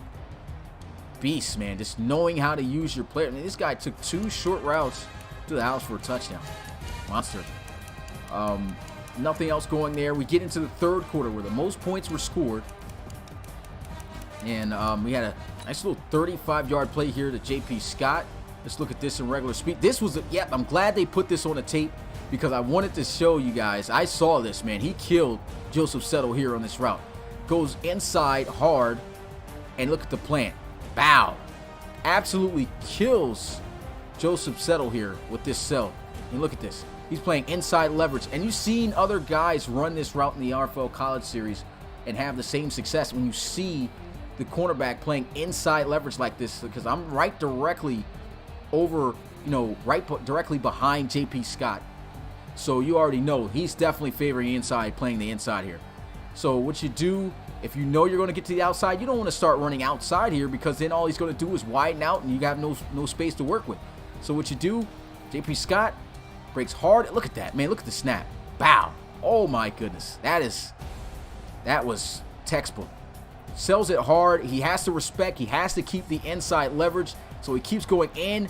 And when you see, he looks in right there while J.P. Scott is breaking. And then boom. At that point, Javon Warren already knew the guy was cooked. Breaks him, threw the ball, great pass, catching him in stride. And he just gets caught, man. Thought he was going to take him to the house, but it doesn't matter. Very next play, let's throw one up to Christian Williams. 21 yards for a touchdown one-on-one against Samaj Jarrett. Excellent catch in traffic. I mean, look at this. Throws it up. Christian Williams, he's been hot all game. Give me that. All you need is a foot in bounds in college football. You can see bobbling the football a little bit. Where does he take control? Right there. He's got his back foot down. That's a touchdown. That's a touchdown right there. Amazing catch. Third touchdown of the day for Christian Williams. The guy was just an animal here tonight. Then we go ahead and get a look at the first touchdown for Baylor here in this one, as Tyler Maul was able to just throw this one in. Actually, it was right here, running the spot route. And he just sees that everyone clears out away from Brandon Jones. I don't know what the zone defense was doing here. He just throws that easy touchdown, the easiest touchdown I have to say of the game. And then you got another touchdown that came from Javon. Oh, here they even got the scramble. They even got the 50-yard scramble by Javon Warren. Let's get a look at this. This was incredible. They sent the house. Javon Warren, he wasn't feeling it. He gets up out of there, plants right here, sets up, which pretty much seals off Williams to get blocked there by J.P. Scott. Look at how he sets up everything for this scramble. Plants up the field, gets up the field. He's got nothing but space and blockers down the field. Good little block right there, but it throws him in to the area of Javon Warren. He already knows that he's got 3 defenders closing in, so he's got to make a move. He sees a little block getting set up here. He's already, you can't see it through his visor, but I bet you he's side-eyeing, number 37 right now to set him up for this juke move that he pulls off. And there it goes. Boom. Catches him, and it also sets up this block by Collins. I mean, look at that. Boom. Picks up the block off that juke, which gives him even more space. And what does that do also? Spencer Nye, another extra blocker. Gets the block here, boom, and it's all to the races from here, and he knows he's not going to be able to outrun Samaj Jarrett. Why not bust another move? Hits the jump cut, still doesn't even get touched, and if it wasn't for Blue Berryhill from behind, man, he would have housed that. Let's see that normal speed, man, on how that just played out. That was the best quarterback scramble I saw this entire series, man, in college series. Let's go ahead and widen out the view and just look at it. Look at that. Bang. Plants up the field. Juke move. Sets up the block. Gets another block. Takes off. Extra yards with the juke. That was amazing. Got hawked down, and he capped it off with a rushing touchdown, as he should have. I mean, look at this. I knew that this was going to be a touchdown if he decided to scramble the minute I saw this. There's nobody out there on the right side. And Warren just said, oh, easy touchdown. Easy money for Auburn. Warren dominating, man, doing what he's been doing. And Auburn was scoreless in the fourth, believe it or not. Baylor almost was able to get the 21 points that we were talking about in the fourth. Just couldn't get it, man. And this Josh Fleeks guy was making some big catches. This was one of them. And this was a huge, and look, this was how the game went all day for Tyler Maul. Look, throws this ball and bang, getting smacked after throwing the ball every play. Auburn's defense was just playing lights out. Still delivered a great ball here, though. Would have liked to see him catch that ball in stride and just keep going. Would have been a touchdown right there. But it didn't matter. They end up, capping things off with a touchdown anyway. Where's it at? Okay. Fourth down. Oh, they punted it. They didn't do anything. No, that can't be right. Oh, he sacked on fourth. Oh, yeah. So they came up empty-handed this drive. Yeah, this was the 4 verticals the 4 verticals that they try to run, try to see. And, it's a cover 3 defense. Sometimes you favor the 4 verticals because one of those inside guys should technically be getting open. And if anything, the only guy he's got a shot with is Sullen right here, throwing it right in between the corner and the safety. And that's exactly what it looks like he was trying to do. It was there. But Auburn's pressure was just too much. Newkirk gets there, gets the sack, and that drive ended right there. But Baylor kept it up, man. They got the ball back. They went right back to Fleeks. And Fleeks out here runs the route. This was a great pass also by Tyler Mull. Look at this. Throws, but he throws it inside. And a great job of Fleeks just using his bodies to shield and box him out.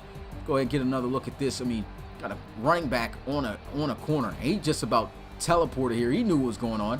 Ran it to the outside, but it was the ball placement that made the difference in this play. If he let him outside, this is either an incomplete pass or an interception. But what does Tyler Mull do? Throws him low and away, inside, away from the defensive back for him to be able to adjust and make this catch. And that's a touchdown. That was great ball placement, great play. They recovered the onside kick, and then the very next play, 61 yards to the house, to Jake Winkleman, and he runs the wheel route. That's been one of his infamous routes. I mean, look at that. Cornerbacks and everything on the outsides lost on this play. And Igbenogany disrespecting, going too far inside, following with Brandon Jones. Got to see that switch and switch off. He doesn't switch off. Got 2 guys covering 1 pretty much. And, Tyler Mull recognizes that. He knows the speed of Jake Winkleman. Just bombs it. Nice read. Wish they could have called more of these plays throughout the game for Jake Winkleman, because I mean that's where he lives. That's his bread and butter. It's been his bread and butter all season. And unfortunately, got to him. At least got him in the end zone, but just too late. And Javon Warren and the Auburn Tigers were able to win it, picking up the first down off this run here. The 10-yard rush by Aston Collins. Man, what an All-State Sugar Bowl this was, man. But that's going to do it here for me. It's your boy Smitty, RFL commissioner and play-by-play commentator. And, man, that's it. That's it for this week. We got the podcast coming up tomorrow. You do not want to miss the podcast tomorrow, because we will be revealing the award winners for this year. Our Heisman, which is for us called our Hunter Mackey, or just Mackey Award winner for the Heisman. We got the Best Quarterback Award, Best Running Back, all that for the college series. Only for submitted guys, so no generic guys can win these awards. That's what we did when we came up with this. So it's only submitted guys who can win these awards. And so make sure you guys tune into the podcast tomorrow, man. You guys definitely want to tune into that, man. Auburn gets it done here in the All-State Sugar Bowl. Final score 34-27, man. Big shout out to those guys, man. It's your boy Smitty, RFL commissioner and play-by-play commentator, and I'll see you guys on the podcast. Peace.